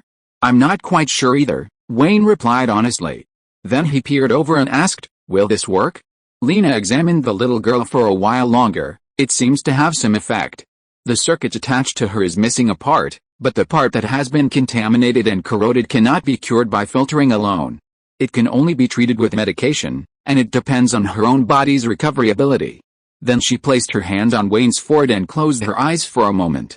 Afterward, she used her other hand to lift Wayne's eyelids, seemingly observing his pupils. Absorbing contaminated spiritual power carries the risk of going out of control. You need to make sure you're in a good state and don't let yourself be contaminated as well. Wayne thought for a moment, then how can I make sure I'm still in a safe state, and not close to going out of control or being contaminated? Lena glanced at Inessa. You should ask Inessa. Generally, when a hunter wants to attack you, it's probably because he's about to go out of control. Inessa and Wayne exchanged a glance, seemingly understanding Wayne's intentions. Then she pulled out a brooch. While you do seem to be able to absorb psychic energy from the dark realm, such corrupted and specialized psychic power is different from relatively pure realm psychic energy. Absorbing it might not be beneficial, and could even cause a backlash. Are you sure you want to do this? Wayne shrugged. I don't want to push myself too hard. It's not going to do anything good anyway, so I'll do as much as I can. That's what they said, but in the end, Wayne basically toured all the mud houses in the entire tribe. Under Inessa's deliberate guidance, the group changed their work process. First, Tecumseh and Pastor Hark would simply pray, bless, and chant in front. Then, when they went to the next house, Inessa and Lena would cover Wayne as he came over to absorb the spiritual power that could be absorbed from the infected. The tribal shaman, who was observing from behind, didn't quite understand Wayne and his group's actions, but after sensing that the infected people's physical condition seemed to be improving, he also joined the cover-up team. He even started communicating with the other members of the tribe in advance in a language that Wayne and his group couldn't understand. The shaman's instructions seemed to be spread among the natives of the tribe, and the efficiency became higher and higher. Later on, basically as soon as Wayne and his group were led into the mud house by the shaman, the owner of the mud house knew to quickly persuade Pastor Hark to leave and temporarily avoid them. So Wayne ended up like a well-behaved, self-disciplined office worker. Not only was he exhausted from his work, but he also drank a lot of bitter tonics to stay awake. The taste was, If not extra strong iced Americano, at least similar to a strong Chinese herbal remedy. Anyone who drank too much would feel numb. And every now and then, Inessa would prick Wayne with a brooch, then smell the blood to check on his condition. Painful, and unhappy. Fortunately, Inessa's attitude towards Wayne seemed to soften as a result, and she even reached out to help the almost stuffed Wayne. Wayne could walk on his own, but since a beautiful girl was offering to help, he figured he might as well join in. Time took longer than expected. After leaving the last mud house, Wayne checked his pocket watch, withdrew his hand from Inessa's shoulder, and looked towards Tecumseh, not far from the mud house. It's getting late, we need to hurry back. Upon hearing this, Tecumseh and the tribal shaman quickly shook off Pastor Hark, who was preaching, and hurried over. Inessa and Lena went to meet them, briefly and quickly explaining some precautions and other matters. Wayne stood nearby, holding a rack that was probably used for drying things, waiting for them to finish their conversation. After they finished talking, Tecumseh called out in their language to someone a short distance away, then turned back and walked over, taking a long white feather with a black tip from his headdress and holding it out to Wayne with both hands. Thank you for your kindness and help. This is a small gift, representing our tribe's respect and friendship. We hope you will accept it. Wayne took it with both hands, thought for a moment, and then stuck the feather into his cowboy hat. Is this how it's worn? Tecumseh's face had a rugged, almost stern look, suggesting he was usually unsmiling. He glanced at Wayne, then looked into the distance. Your hats don't really suit it. I'll get you a better one later. You don't seem to be feeling very well after treating them. I've had the tribe prepare a carriage for you. It should be more comfortable for you to go back than on horseback. We're in a hurry, brother. It's already getting late, and if we change carriages, we won't be able to get back before dark. Wayne was about to decline Tecumseh's offer when a covered carriage was driven over by a member of the tribe. The carriage wasn't luxurious, but it had a rugged and sturdy feel that was very much inhabited by the tribe. The 4 horses that Wayne and his companions had ridden earlier had now been harnessed and were tied to the carriage. Wow, a 4-wheel drive. That's good. So the tribe members crowded around to say goodbye, and Wayne and his group got into the carriage. A tribal child who looked about 12 or 13 years old head in the arms of an elder, seemingly muttering to himself in the crowd, so there are good people among the white-skinned too. Upon hearing this, Wayne and Lena turned to look at the child simultaneously, raising their eyebrows. Lena even raised her index finger and waved it twice at the child, a smug, mischievous smile on her face. No, there are still more bad people. The carriage sped along, and even when the entire tribe had almost disappeared from sight, the line of people was still watching them go. After crossing a small hill, Wayne waved to them one last time, then slumped back in the carriage, rubbing his stomach. He was a little full and had indigestion. On the walls inside the carriage, several pieces of dried leg meat and some beaver-like furs hung. Inside the carriage, there was a large pile of dried corn cobs. The 4-wheel drive was fast, but when it picked up speed, the carriage bounced quite a bit, and the corn cobs were perfect for cushioning the impact. Anyway, dried corn would be ground into powder before eating, so it wouldn't affect its suitability. Pastor Hark sat in the carriage, looking at the string of shells Tecumseh had given him, talking to Wayne with a hint of delight on his face. In this way, our parish might be able to develop a group of indigenous believers. This is the first time the entire Holy Spirit Church has done this on American soil. If we write a report and send it back, I wonder how many pastors and bishops will be paying attention to and showing concern for our Blackrock Church.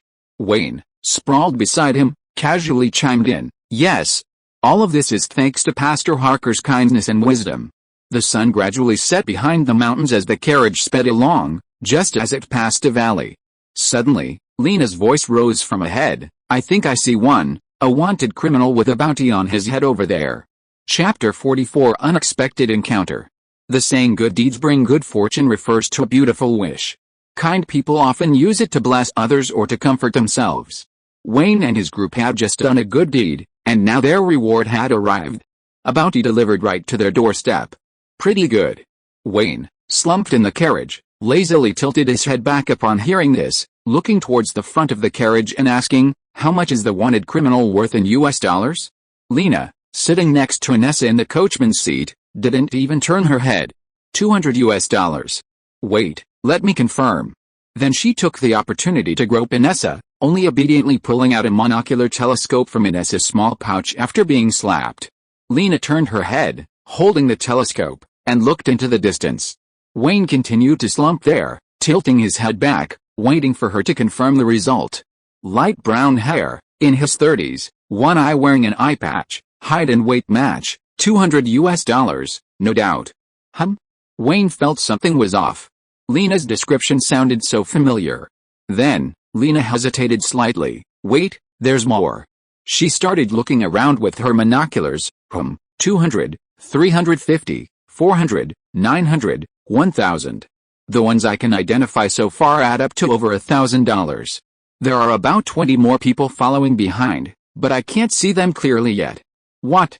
Wayne suddenly sat up in shock. That sounds like at least 30 people. While good deeds are rewarded, discussing toxicity without considering dosage is just being irresponsible. Even if a platoon of people came at once, all of them were begging for mercy, a normal person couldn't handle it. Let alone wanted criminals with bounties on their heads. At this moment, Lena's tone suddenly became urgent. Inessa, hurry, hurry, hurry, they've noticed us. Turn left, speed up. Wayne reacted instantly. Lena, the $200 you mentioned earlier, is that Louis Iverson? The leader of the gang planning to rob the Blackrock Bank tonight. Wayne and Reverend Hack simultaneously peered out of the carriage. Good heavens, a large group of men was rushing out of the valley. They had clearly noticed Wayne's carriage. A group of thugs were shouting at each other, gradually accelerating on horseback, already giving chase.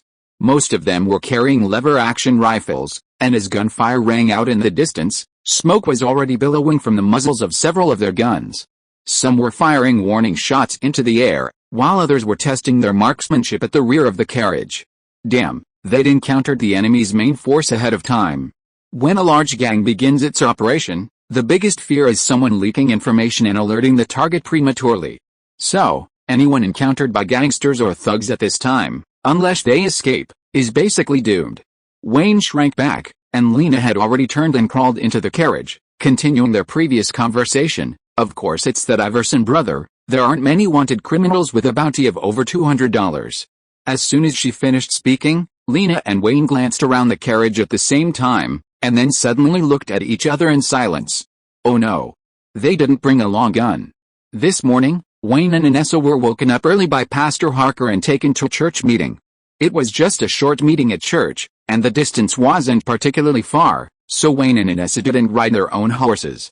Later, Tecumseh came over, rushing to check the situation, so the group came to the tribe riding the horses that Tecumseh and little Taylor had prepared. Lena was still sleeping in at home when Inessa dragged her out of bed after passing by, forcing them to set off together. None of them were fully prepared for battle. So Wayne and Lena exchanged glances, both thinking the other incredibly unprofessional. How can someone go out without a rifle? The only rifle on the carriage was the specially made bolt-action rifle that the professional Inessa almost always carried. However, because the bullets used in this bolt-action rifle were not compatible with pistol bullets, and Inessa's spare ammunition was usually hung under the saddle, Inessa was busy driving. After Wayne and Lena checked her pouch, they found she only had 5 plus 5 rounds, a total of 10 rounds of pointed rifle ammunition. They then exchanged information about their own weapons. Wayne himself only had a revolver, with about a dozen spare rounds in his belt. Reverend Hark had dual pistols, with about the same number of bullets in his belt. Lena wasn't carrying a gun at all, her only weapon for self-defense was Peter.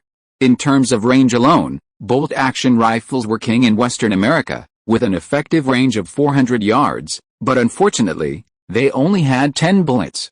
Revolvers were inferior, with an effective range of only around 50 yards. Even Wayne could only aim accurately when the enemy got close.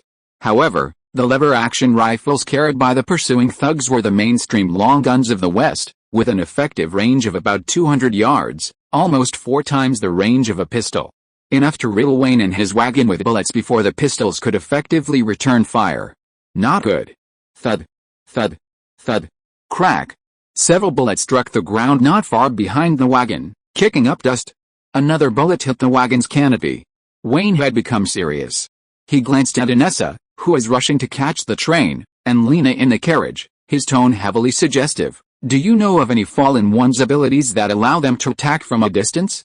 Wayne himself didn't possess such extraordinary abilities, but if Inessa or Lena could counterattack from a distance, there might still be a chance.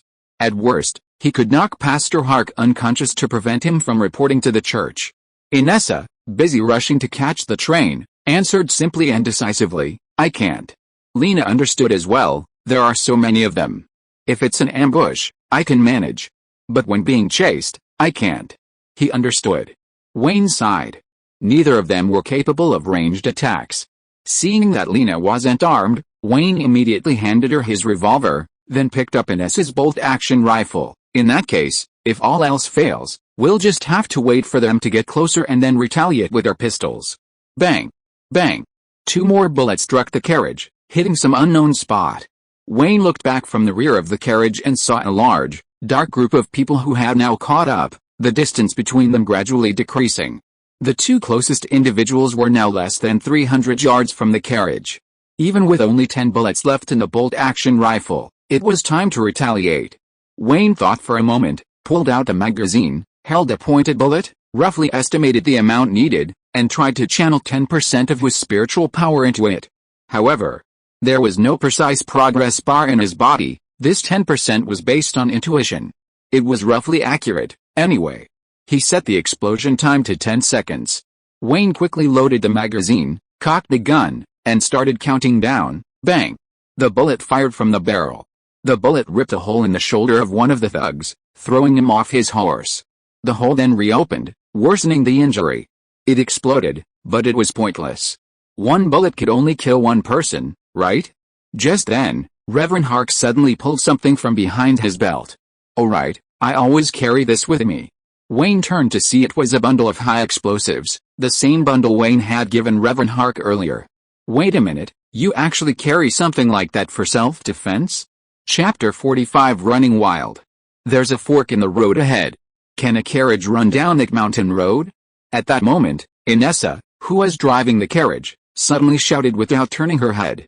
The sound of the pursuing horse's hooves grew closer, and several bullets struck the ground near the rear of the carriage, the surrounding noise increasing. Wayne, a local, glanced towards the front of the carriage and raised his voice, a bit of a stretch, but it'll do. "Let's go that way." Wayne and the old driver, Inessa, were now basically on the same page.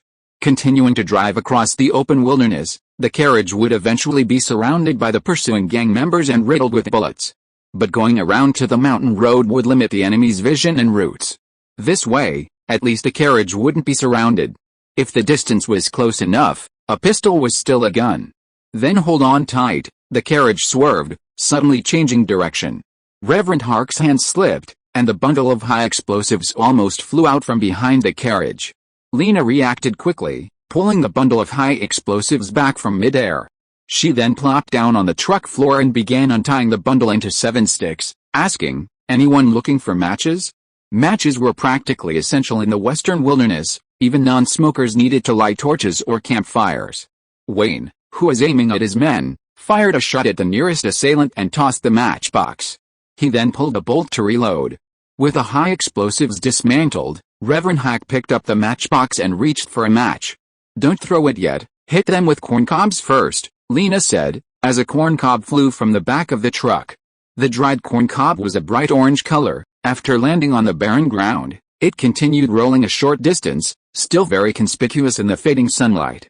Whoa! Several neighing sounds rang out from nearby behind the carriage. Seeing a conspicuous, long object fly out from behind the carriage, several approaching thugs simultaneously tightened their reins. The nearby horses reared up, instantly pulling the pursuing group back a distance. However, the experienced thugs quickly sensed something was wrong, slightly avoiding the last point where the corncob had stopped, and then continued their pursuit at higher speed. Some thugs, feeling tricked, continued firing during the chase. A series of gunshots rang out, bang bang, pop pop, sounding like a New Year's celebration. The carriage, now slightly raised, began climbing the hill. Rounding a bend, Lena, holding a stick of high explosives, extended the fuse end towards Pastor Hack.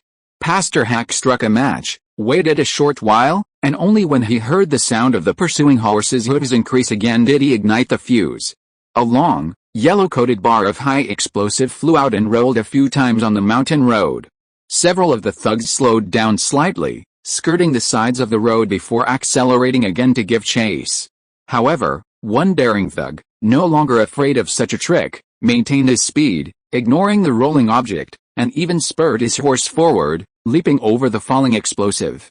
The two thugs following behind him continued straight ahead. Bang! Smoke billowed in the distance, and the thug hit squarely was thrown to the side, horse and all. The horse's belly splattered, and the man collapsed to the side, both seemingly having skipped the whimpering stage. The two closest horses behind were also startled, rearing up and tumbling over. Yes! Reverend Hark slapped his fist on his palm, straightened up, and cheered, bumping his head against the roof of the wagon. The pursuing thugs, enraged, ignored the wounded on the ground and continued to accelerate. Several shots rang out from behind, bang, bang, bang, bang, the bullets clattering against the carriage. The men quickly ducked into the carriage, their necks hunched. Wayne roughly estimated the number of enemies, let's say 30 for now. He'd already taken down 2 with his 2 shots, leaving 28. This wave looked like 3 were missing, leaving 25. Bang! Wayne pulled the bolt, 24. Lena, cunning, lay on the carriage floor, waiting for the carriage to round a small bend before throwing a corncob behind it. One of the accelerating thugs, halfway around the bend, saw Wang Chang rolling down the mountain road. He quickly pulled the reins, changing direction, changing lanes while rounding a bend without using his turn signal. The carriage behind collided with the one in front, causing both to overturn. 22. Another bang knocked down someone overtaking from the side. 21. Another high explosive was launched, with mediocre results. 20. Lena then thought for a moment, and launched a corncob and another high explosive simultaneously. The effect was even worse. The pursuing thugs didn't suffer any casualties, but the distance between them and the carriage increased slightly. Wayne seized the opportunity to shoot down another one. 19. Lena pondered for a moment, then began to remove the fuses. The 3 high explosives were simply tied together, the fuses of 2 were pulled out, and then they were carefully intertwined and preliminarily secured with a thread pulled from her clothes. This was meticulous work, taking a short while. During this time, Wayne had finished loading the bolt-action rifle magazine and replaced the last 5 bullets. He also fired a shot, taking down another thug who was too close. These last 5 were silver, pattern exorcism bullets. Using them for human combat was somewhat wasteful. During this time, Pastor Hark occasionally tossed out corncobs. At first, the thugs would try to avoid them, but after a few times, they seemed to think the carriage was running out of ammunition and could only bluff, so they chased even more fiercely. Wayne only had 4 bullets left in his bolt-action rifle, so he had to use them sparingly, aiming only at the closest targets. The specially made small bomb was finally finished. As the carriage rounded a narrow bend, Wayne fired a shot at the leader, slightly slowing the opposing formation. Then, Lena lit the fuse, wrapped it slightly in a corn husk, and threw it to the roadside. The already slightly slowed and concentrated cavalry tightened their formation even further as they passed through the narrow bend, then galloped past the explosives without stopping. Boom! The entire mountain road seemed to shake. This time, even Wayne was startled. The 3 heads in the carriage crowded to the back, waiting to see the result. The number of thugs who emerged from the smoke afterward seemed to have decreased by more than half. A quick count revealed only 7 Calabash brothers left. Normally, with a gang reduced to this level, they should have scattered long ago. However, perhaps because Wayne only had 1 carriage, making them seem easy to bully, and the remaining thugs were probably already enraged and determined to fight to the death, they charged even more fiercely, their lever-action rifles firing in rapid succession. Bang bang bang bang. A barrage of bullets lashed the carriage. Chaos erupted inside. Wayne, acting as a human shield, hid at the back of the carriage, providing some cover for Lena and Reverend Hack, when a bullet struck his shoulder. What a pity, he might have been able to achieve a no-damage victory. With Reverend Hack nearby, Wayne symbolically removed his cowboy scarf and gave his reddened shoulder a simple bandage. This time, Wayne specifically assessed the healing process. Being hit in the shoulder required approximately 5% of his mana to heal. Alright, 3 rifle bullets left, 1 high explosive charge left. Supplies are running low, and the enemy isn't doing much better either. It's time for the pistols to be used in the bayonet fight phase. Chapter 46 Offense and Defense, a variation. Compared to the initial massive, dark mass of thugs, the last 7 emerging from the smoke and dust, while noticeably more aggressive, lacked the same imposing presence. Having dodged a barrage of bullets, Lena initially appeared confident and even somewhat relaxed, looking at the remaining few. However, her smile quickly froze. Wayne noticed a change in her expression and instantly became alert. "What's wrong? Is there a problem?" Lena's face fell, and she looked at Wayne with a mournful expression. "That $200 from the beginning, he's gone too." Wayne hesitated, then finally reached for his revolver on the carriage floor and shoved it into Lena's hand. "If he's not gone, we're doomed." Lena was about to continue speaking when the pursuing thugs opened fire on the rear of the carriage. Bang! Bang! Crack! Clang! Amidst the sounds of the carriage being hit repeatedly, the men quickly laid down inside to continue taking cover. The remaining men charged forward relentlessly. Wayne picked up his bolt-action rifle again, hesitating about which weapon to fire. Suddenly, Inessa's voice rang out from the front of the carriage. "Wayne! Is there no road ahead?" Wayne turned around. In the previous frantic rush, dodging bullets and fighting back, Wayne hadn't bothered to check his location. As long as the carriage kept moving forward, he didn't care about anything else. Now, looking back, Wayne remembered that the carriage had been turning along a side road in the mountains and had arrived at the entrance to a quarry. The foundation stones for the Blackrock Town Railway were quarried here for a time. However, because people later discovered more convenient quarrying sites, this place was abandoned. Oh dear. In his memory, there seemed to be quarried cliffs on 3 sides here, and there really was no other way. It was the kind of place where you could only enter and exit through the same path. Wayne recalled for a moment, then pointed deeper into the quarry. "Go in and keep going along the right-hand side of the mountain. Inside are the old miners' shacks." As Wayne pointed the way, Lena and Pastor Harker had already thrown several ears of corn out of the back of the carriage. The few remaining thugs had only recently survived a massive explosion, and were still a bit paranoid. Seeing a bunch of yellowish-orange figures being thrown from the carriage, even though they were already in a frenzy, they couldn't help but worry that the people in the carriage might try something again. So the thugs slowed down slightly, and the carriage turned after entering the quarry, quickly leaving them some distance behind. The carriage continued speeding, rounding a small ravine, and then Wayne and the others saw a cluster of shacks. The shacks in this area were also densely packed, mostly wooden plank houses, and now they looked dilapidated. In modern society, they would probably be called slums.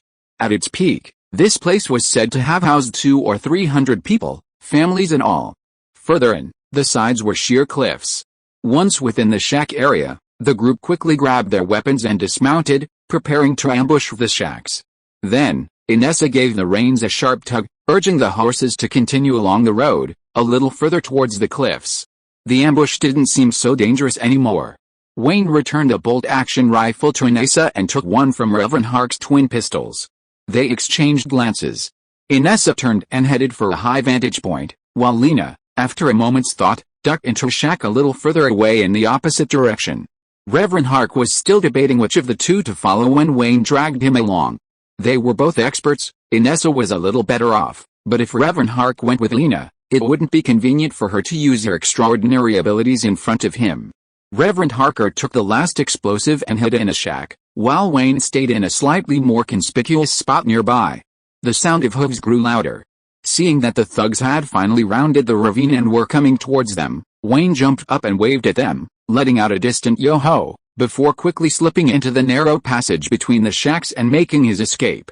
Finding a place that seemed safe from attack and defense, he hid. Just as the sound of hooves seemed to be getting closer to the shack, a gunshot rang out in the distance. Bang! From that distance, it must have been fired from a bolt-action rifle. Wayne thought for a moment, guessing that one of the thugs had already been shot. That left 6. Then, from another direction in the shacks, a woman's scream also came. It was Lena's voice. Her scream was devoid of emotion, conveying a sense of obviously trying to lure him over. So Wayne, unconvinced, also screamed at the sky. After waiting a short while, the area of shacks suddenly became quiet, even the sound of horses' hooves ceased. Wayne guessed the bandits had dismounted, so he tiptoed a few steps out and used his X-ray vision to spy. 2 bandits were approaching stealthily from a short distance, providing cover for each other. They hadn't yet spotted their target, and the area was filled with abandoned shacks, so their progress was slow. Each time they passed a shack-like entrance or narrow passage between shacks, they carefully observed the area, their gun barrels constantly flashing around them before they took turns advancing. This was the advantage of using X-ray vision. Wayne circled around to the back of a shack, found a suitable position, raised his gun, and waited. The two bandits weren't very wary of the area they had checked. One bandit was providing cover for the other with a lever-action rifle, while the other was checking if it was safe inside a nearby shack. After his companion confirmed the shack was safe, the thug turned around, preparing to advance under his comrade's cover. As he turned, his head landed perfectly in his crosshairs. Bang! The bullet pierced through the crack in the shack's wall, flew out the doorway, and hit its target. A single shot, and he quickly made his escape. Sure enough, his companion swiftly turned his gun and fired a burst of shots in the direction Wayne had been. After a brief respite, Wayne had quietly circled back to the route they had taken. The enemy cautiously attempted a temporary retreat when, suddenly, an explosion erupted near the shack where Reverend Hack had been hiding. Boom! The explosion echoed through the cliffs of the quarry. The dilapidated wooden shack couldn't withstand the shock wave, and the sound of collapsing buildings followed. Oh no, what if Reverend Hack and the thugs had perished together? Wayne's heart tightened, and he immediately leaped out. Taking advantage of the remaining thugs' attention being drawn by the explosion, Wayne raised his hand and unleashed a simplified version of the Mozambique shooting technique. Bang! Bang! First, a shot aimed roughly at the heart, incapacitating the opponent, followed by a second shot to the head. No time for this game, quick and decisive. Without looking back, Wayne jogged towards the direction of the explosion. Rounding the last bend, Wayne nearly collided with Pastor Hark, who was running towards him. Then he saw, from the rubble of the collapsed shack, a mangled, still somewhat humanoid figure, slowly rising to its feet. The muscles on this humanoid body were twisting and writhing, seemingly transforming into something inhuman. Chapter 47 Monster. The muscles on the humanoid body writhed incessantly, and then irregular bulges began to appear on its body. The outline of the muscular monster was gradually taking shape at a visible speed. However, it wasn't quite like the enlarged, muscular boss transformation Wayne had imagined. Instead, a tumor sprouted here, a muscle bulged there, and pustules swelled up in many places at the same time. These proliferating body tissues varied in size and were layered on top of each other.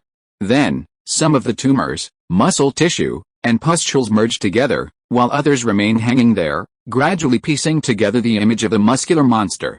At first glance, wow, its physique was somewhat like King Kong.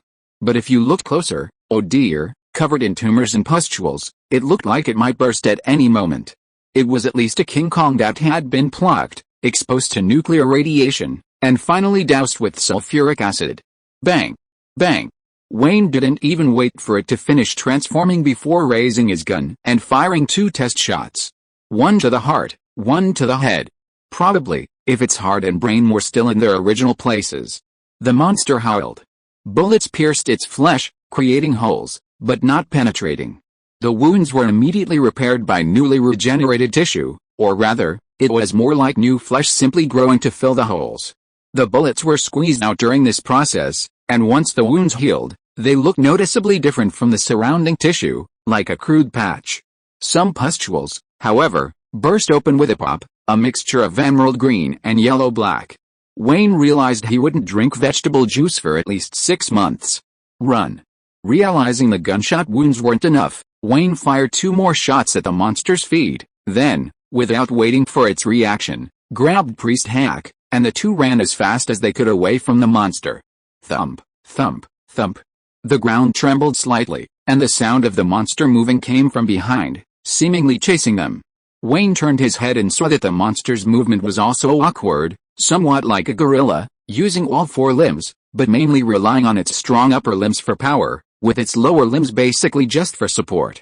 The awkward part was that the monster's skeletal proportions seemed to be roughly the same as a human's, with its lower limbs being noticeably longer. When it moved, it hunched over, sticking out its rear end, moving in a shuffling motion. It gave off a feeling of being physically disabled but determined. Wayne raised his hand, intending to fire another shot at it. Click. The bullets in the magazine had already been fired once. Then it was time to run. The two of them ran through the narrow path between the shacks, with the monster howling and chasing after them, smashing and clearing away everything in its path with a series of crashing sounds. Reaching a crossroads, the two of them unexpectedly encountered Lena, who had caught up with him. They exchanged a glance, and then Lena fired a shot at the monster, turned around, and ran to the side.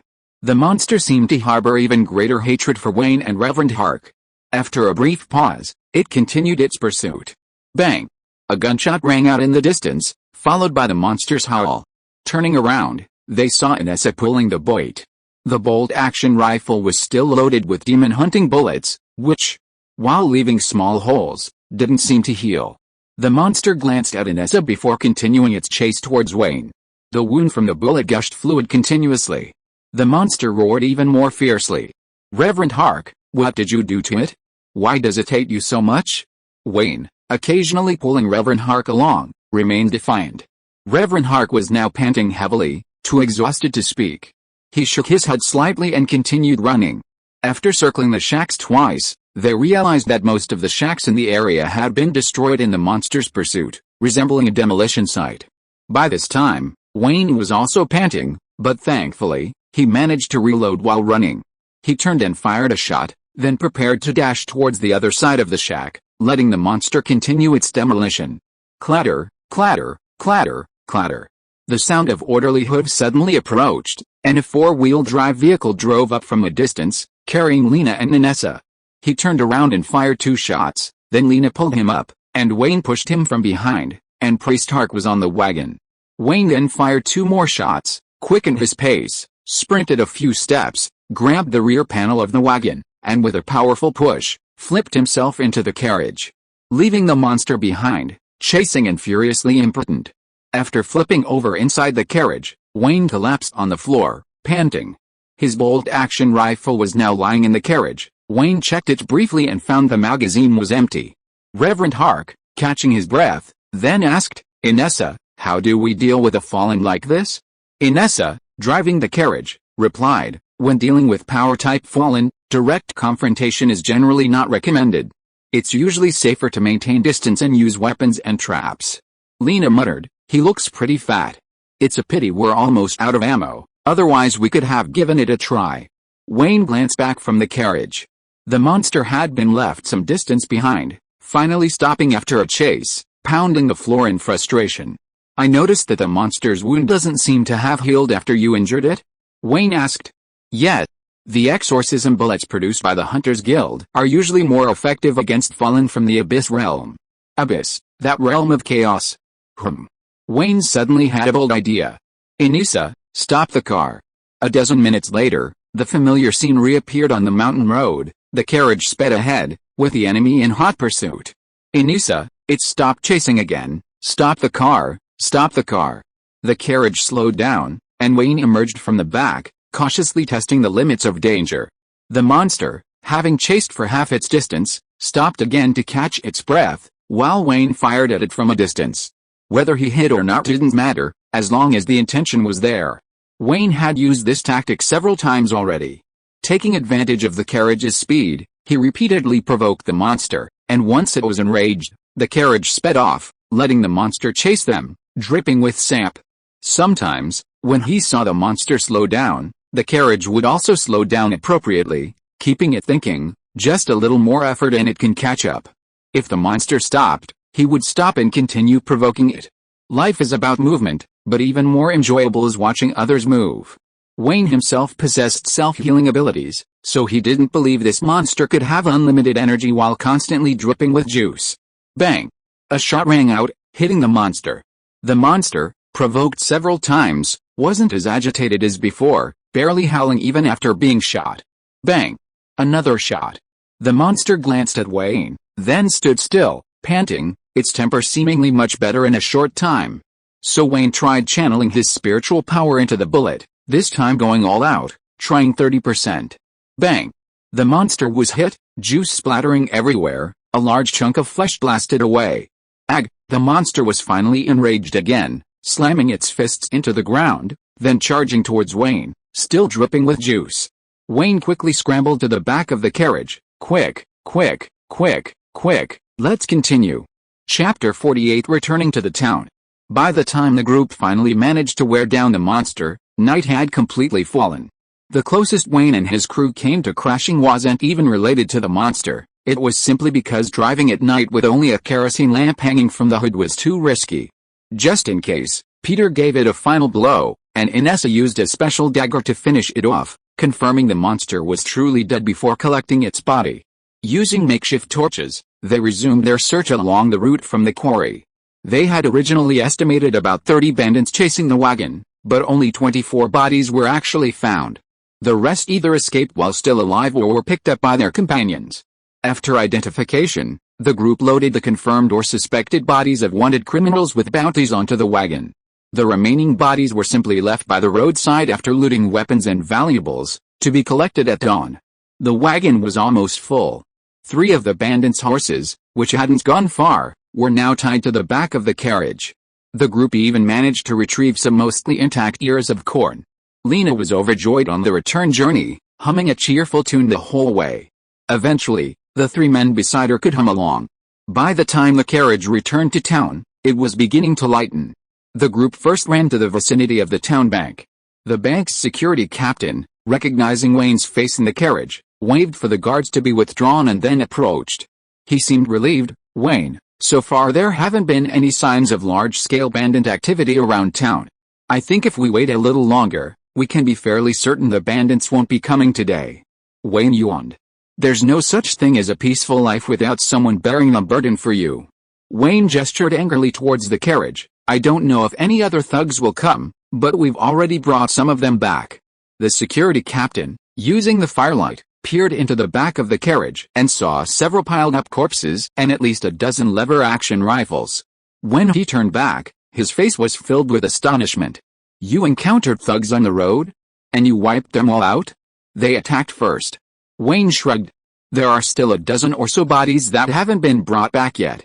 We'll have the mayor arrange for people to collect them later." The security captain hesitated, then could only give Wayne a thumbs up.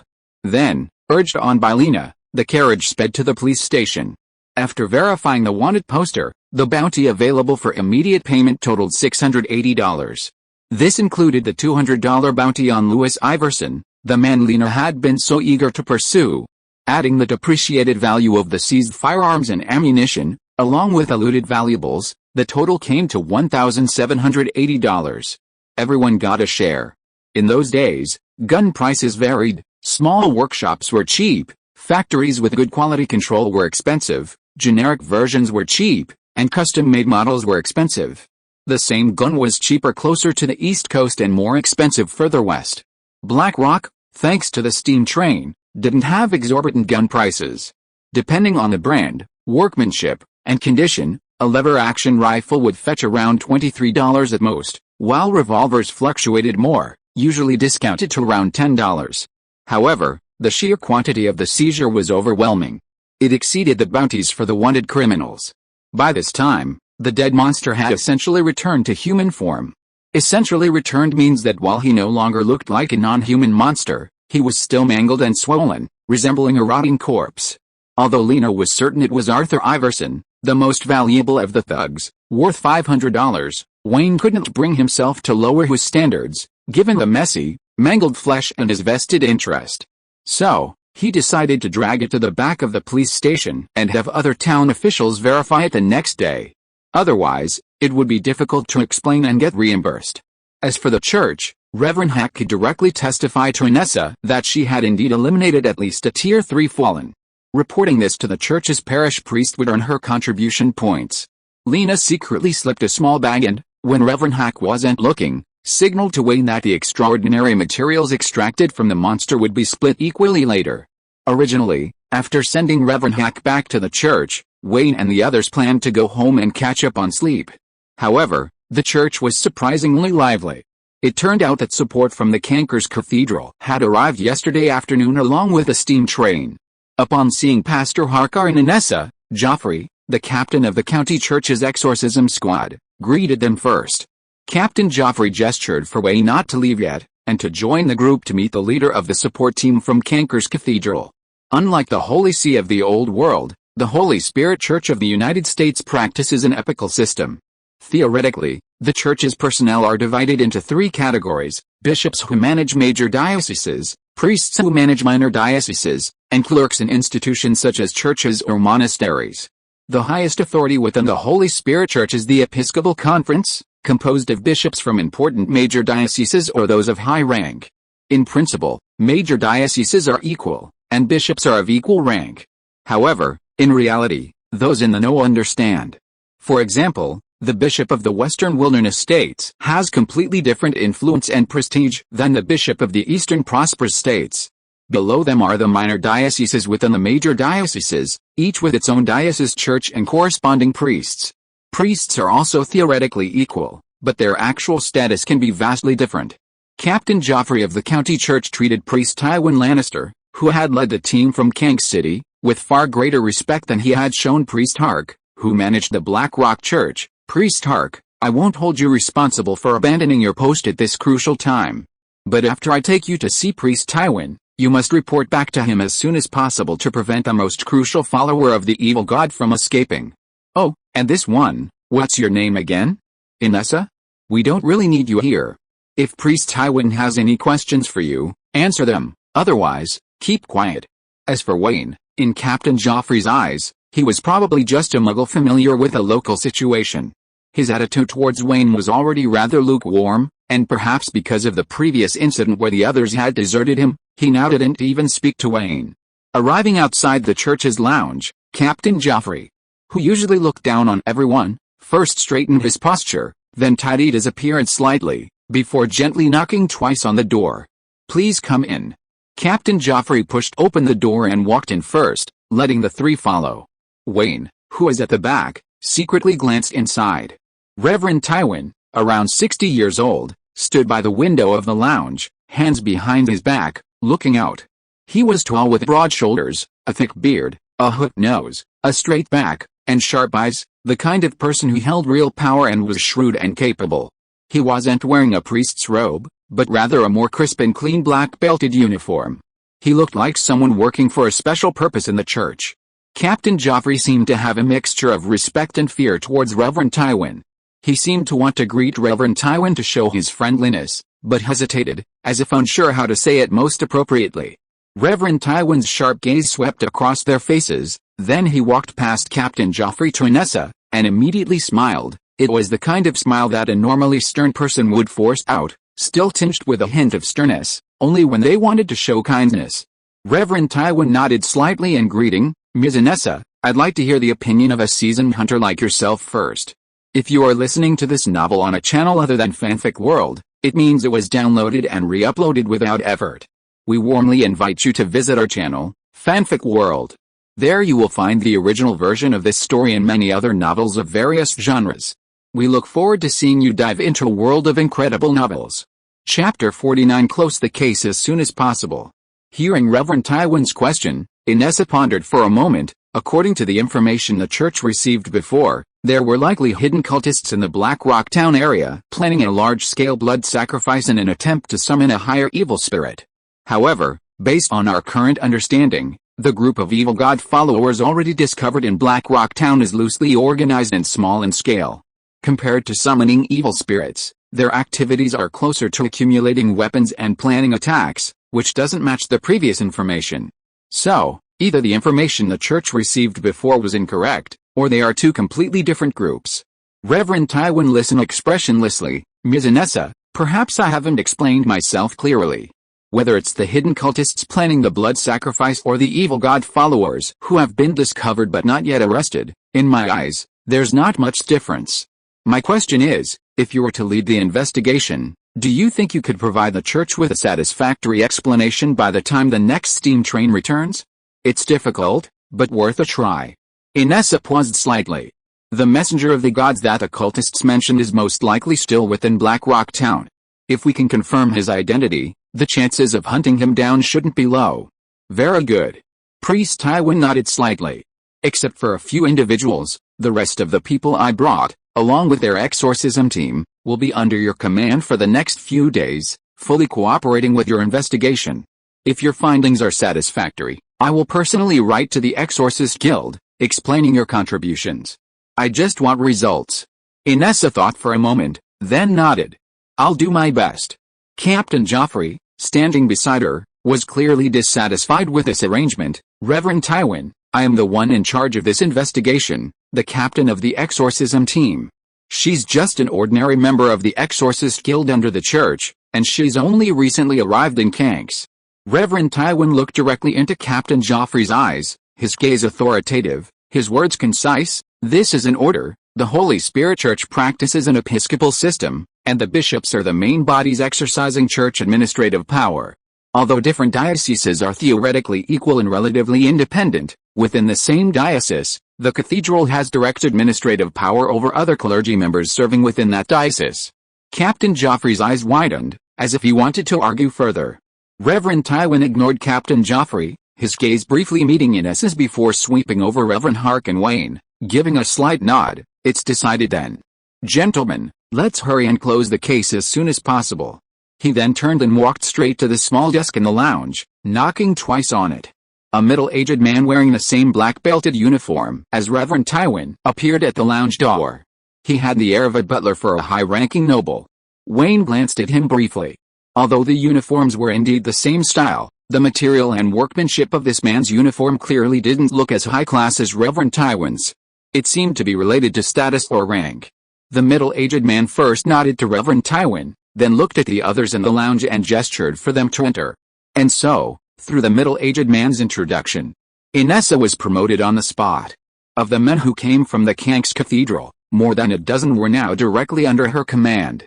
Then came the exorcism team sent by the county church, consisting of 4 members, plus Captain Joffrey, who looked like he could explode at any moment. If the exorcism team was like a major crimes unit, then the men Reverend Tywin transferred were more like a regular army. They were taciturn, decisive, and offered little advice beyond occasionally asking for specific requests. Wayne and Reverend Hack were now only participating as friends.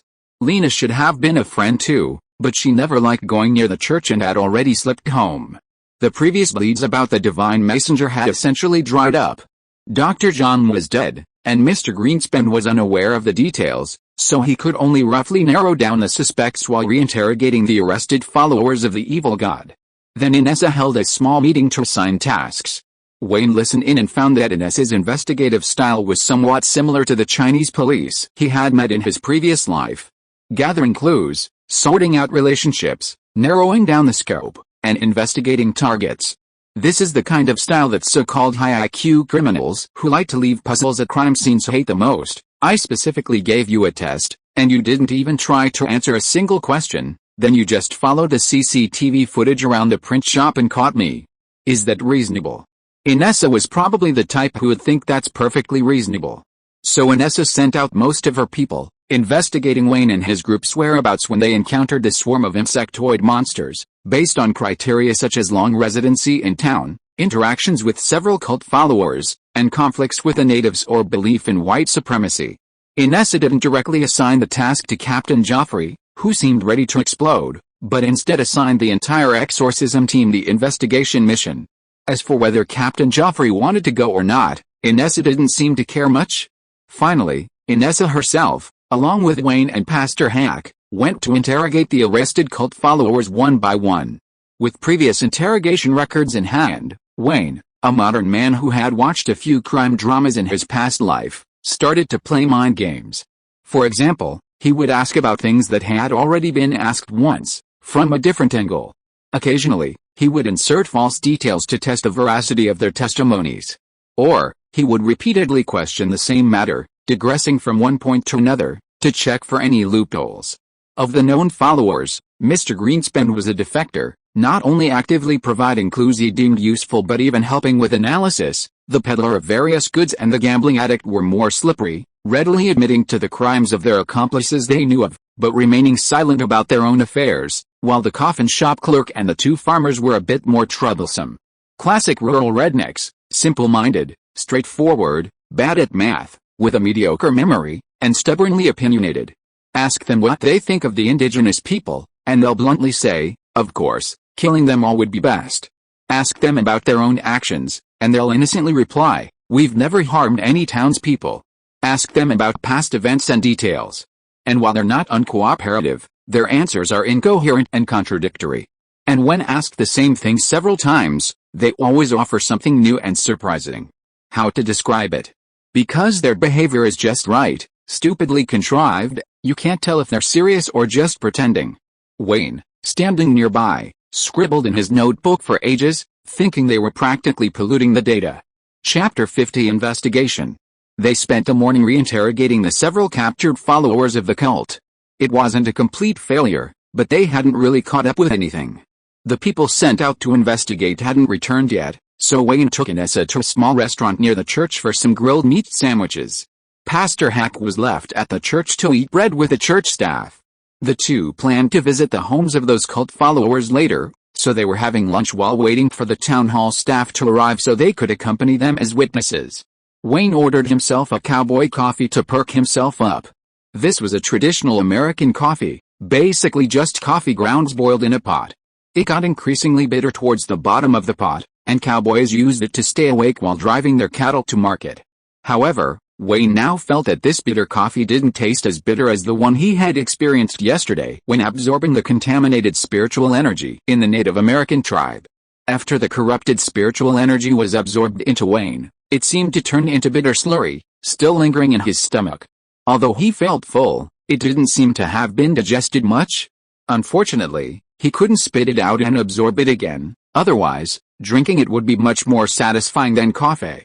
Putting down his coffee cup, Wayne picked up a grilled meat sandwich and began to satisfy his curiosity. "Miss Inessa, did you know Reverend Tywin before? He seems quite capable." Inessa seemed to think the sandwich, cut by the restaurant, wasn't small enough, so she asked for a knife and continued cutting it into smaller pieces. "Just call me Inessa. This is my first time meeting Reverend Tywin, but I've heard of him in the Exorcists Guild. You've never met him before, and he immediately put you in charge of the investigation?" Wayne thought of the sulking Captain Joffrey. "Joffrey, you lost too badly. Perhaps Pastor Tywin has access to my file." Inessa picked up a slice of sandwich and pressed it down slightly. His position in the Church of the Holy Spirit is said to be somewhat similar to the three leaders of the Inquisition in the Holy See of the Old World. They are all powerful figures who wield a portion of the Church's law enforcement power, but are not well known to ordinary people. I heard before that he was about to take another step forward and was preparing to be ordained as a bishop in some major diocese. He didn't have time to investigate personally and was in a hurry to leave with the results within a few days, so he might have been busy with this matter. A bishop candidate. That's definitely a big shot on the pipeline. Becoming a bishop in the Holy Spirit Church is basically like becoming a powerful figure in the religious world of the United States. At banquets, you'd at least sit at the same table as the governor. Going further, if you could enter the bishop's conference, you'd be compared to one of the 5 hegemons of the spring and autumn period, or the 7 warring states within the Holy Spirit Church. I just don't know why such a high-ranking candidate would personally come to investigate such a small case. Anyway, this sounds like a great opportunity for Inessa to rack up contribution points in the Exorcist Association, something she shouldn't miss. Then Inessa seemed to think for a moment and looked at Wayne. "You need to be careful lately. Don't reveal your wild Beyonder identity to him. Although he seems quite open-minded about Beyonders, it's best to avoid the risks."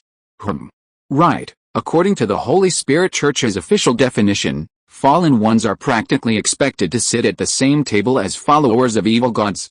Well then, let's try our best to get rid of him quickly. After taking the town hall staff home, Wayne and Inessa rode off on their little chestnut hats to the homes of the cult followers, each on horseback, to conduct house checks.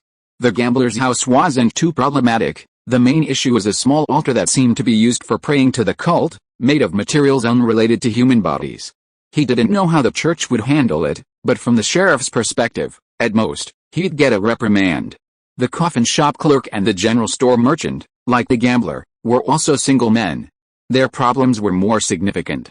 One's basement was filled with bottles and jars containing human tissue, the other had already begun using flesh and blood to worship the cult, and his backyard cabin was swarming with flies and insects more than the toilet. Finally, they checked 2 farms, both owners had families, and their homes didn't seem unusual. However, according to the order of their organization's members' development, the rancher who ranked second in development and had seniority only after the gambler was still considered clean for the time being. But the rancher who ranked 6th in development was also a person with unusual hobbies. In his hunting cabin, he hid some human skins of the correct color, all of which had been tanned and made into leather crafts. It was unexpected that such a small town as Blackrock would harbor so many hidden talents. In an era without internet and with inconvenient transportation, people's unusual hobbies could be quite bizarre. They asked their families and neighbors, obtaining a list of people they usually associated with, and also highlighted some people they secretly visited but were unintentionally seen by others.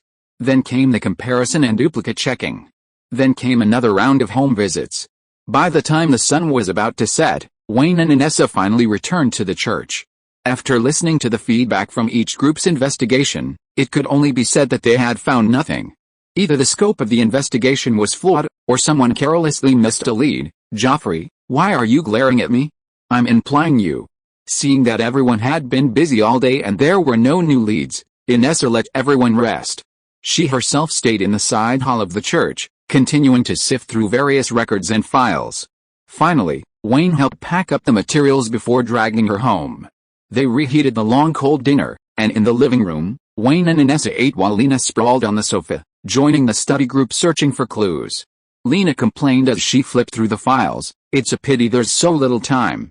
Otherwise, if we could find something about that insect monster, we could pray to the sage for guidance next lunar cycle, find a direction, and with so many of us sweeping through, a mere extraordinary who plays with insects would be a piece of cake. Tisk, I hate people who have powerful backers. Others work hard all day, and it's probably not as good as them just asking a big shot." Wayne thought about the pile of lines he'd accidentally seen earlier. And he was still a little scared. Although Lena called it the sage, which sounded quite friendly, Inessa called it the wise sage, using the uncommon pronoun he, clearly not some nobody. Anyway, Wayne only glanced at it briefly before it appeared, and the damage he felt was already worse than absorbing the pollution from the entire Tecumseh tribe. If he'd looked at it properly, it might have drained his entire mana bar on the spot. Not someone to mess with. Next time, if he knew beforehand, Wayne would stay as far away as possible. Anyone who glances at it is a dog. The last few people worked overtime until midnight. Wayne, after showering, lay on his bed, rolling around in thought, and just as he had an idea, Inessa knocked on the door. Inessa's guess was the same as Wayne's. If there really is no one else, then the problem must be with that rancher, right? End of this chapter. Thank you so much for reading until the end. Don't forget to give it a like. Looking for more exclusive content and immediate access? Subscribe to our Patreon. Remember, every like, subscription or donation encourages us to continue. Thank you all. See you in the next video.